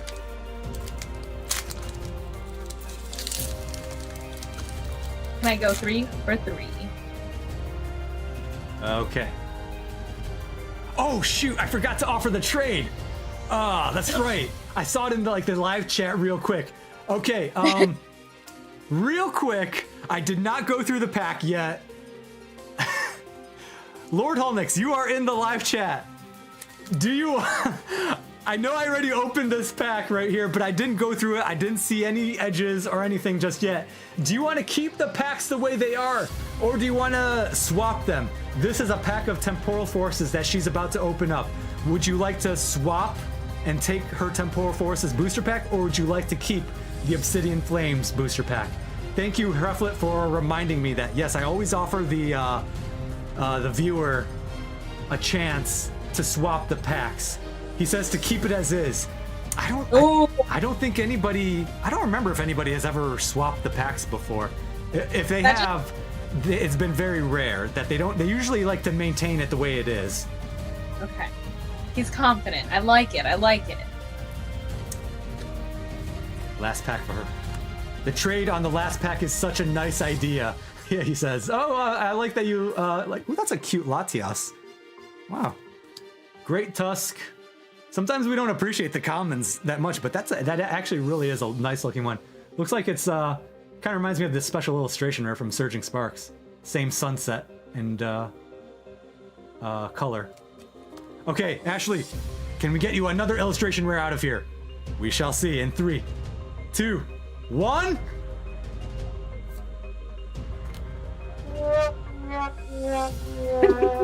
No, but maybe we can follow it up with an EX. Nah, just a Whimsicott. A Whimsicott, why? Okay. Now, I have something new here. I didn't have it planned to do it with the with this boss battle, but I just created a brand new kind of suspense cam. Would you guys be interested in seeing this new addition to the Lightning League? Suspense camp. All right. It's basically the Star Wars trench run. So here we go. I really hope I don't get copyright strikes on this, but you know what? If I do, oh well. Then I'm gonna have to switch it up. But let's try it. Let's try it out. Here we go. In range. All right. Just out of curiosity, can you hear the music? I cannot. But I don't. That can. Chat, can you hear the music of the suspense cam? Let us know. Because I can't hear it in my head, but okay, good. Here we go. Good. Richard, Magneton, Tempo, Mawile, and nothing in that pack, unfortunately. I think I need to put the sound in my headphones as well because, yeah, that didn't work out as well as I had planned. I was off cue on that one. Well, unfortunately, Lord Olnix, nothing was pulled out of that pack for you. But I don't know what to say except thank you for trying. I just this Dratini is called Mercy. Bye. Yeah. You know what? I'll at least throw in. I'm gonna write in Ashley's honor. I'm gonna like just signature this. I know this is not your signature, but I'll at least write Bikini on here. Bikini. Don't forget a little heart. I always put a little heart next to my signature. Okay.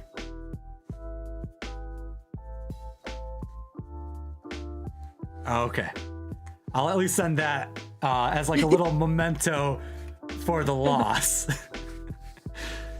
But Ashley, congratulations, you won!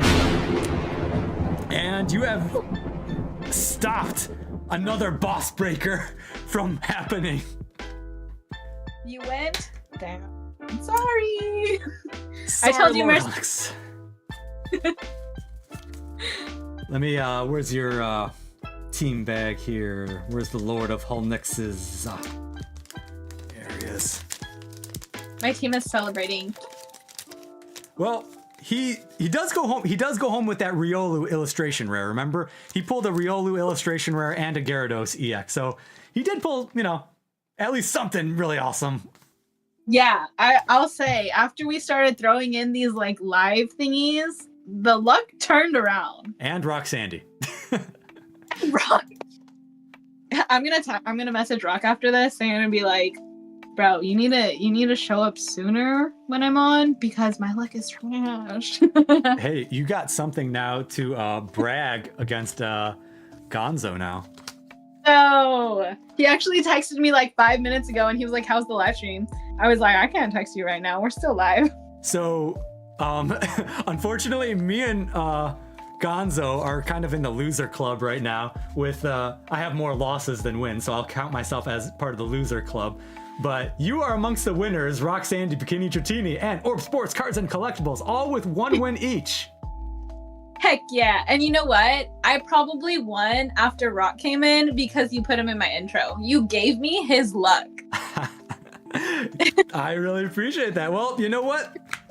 If any way I can help, I suppose. Some people are going to say, oh, you just rigged all the packs. Guys, you saw me shuffle the packs. You know, if he rigged it, I think we would have probably had more hits throughout the whole stream. Yeah, 100%. I'm trying to make this as entertaining as possible. Yeah, but I told the people, I was like, sorry, all the hits are gonna be in my packs. I pulled 2 out of 3, guys. That's true. Yeah, out of 2 out of 3. It's really good, and one of them is an art rare as well. Yeah. Yay! Sorry, I just like winning. You deserve it. You deserve it, and I really appreciate you for coming on. I'm gonna start the let's get the where's my other music going here? Where's my outro? There we go. There we go. Ashley, I had a lot of fun, and I was so thankful that you were here and joining us on this Lightning League.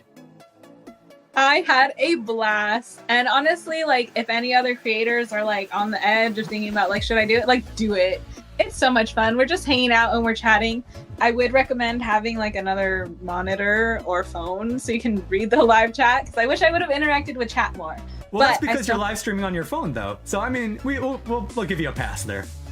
Yay! And then also, don't forget to use these. These will bring you good luck. I need to figure out how to do that on my end. I don't have the power. Anyways, if you guys wouldn't mind, smash that like button for me. I'd really appreciate that. If you enjoyed this live stream, smash the like button for me. Just want to big thanks to Ashley for coming on the live stream. Tell all the people where they can find you. What are your socials? That way people can follow you. My socials are Bikini Dratini on Instagram, YouTube, and I recently started TikTok. So if you type Bikini Dratini, you will most likely find me. And unlike how Gonzo spell it, it is the traditional spelling of Dratini with an A. How did he spell it? He spelled it Dratini. Oh, like with an E. With an I. Oh, like an I. T-I-N-A, but it's Dratini, like D-R-A. Like a dragon. Yeah, like a dragon. I get it. It's just like at Bikini Dratini, one word. Good to but know. Yeah, just like it says right there. Exactly. Instagram, YouTube, and now TikTok. Awesome. Everybody, go give Ashley a follow. Her information is also linked in the description of this live stream as well. Big thank you to all the subscribers, the members, all the lurkers that are here, and especially our moderators. Everybody, if you wouldn't mind, give hearts in the chat for all of our moderators, Midheaven Moon, Dakota, Lord Holnix, and also Mr. Business. Very much thank you guys, all of you, for, keeping the streets clean and helping out with this live chat. I can't do it can't do it without you, this Lightning League, keeping tally of the points and the leaderboard and the market prices. Big congratulations to all the winners, especially Ashley for winning the boss battle. Yeah! And also, Anyways, I hope you guys all enjoyed this episode of the Lightning League. If you haven't yet, join our Discord. It is totally free! Discord. Join our channel and subscribe to the channel. Hit that notification bell because we stream every single week as long as I can. Sometimes there's holidays that get in the way, like Christmas and Easter. Easter's coming up pretty soon. I won't be streaming during Easter week, or at least the days the week before Easter at least. But yeah, we'll be back next week though at 7:30 p.m. Eastern, and yeah, keep on collecting, and we'll see you in the next video or in the next live stream. Take care, everybody. bye.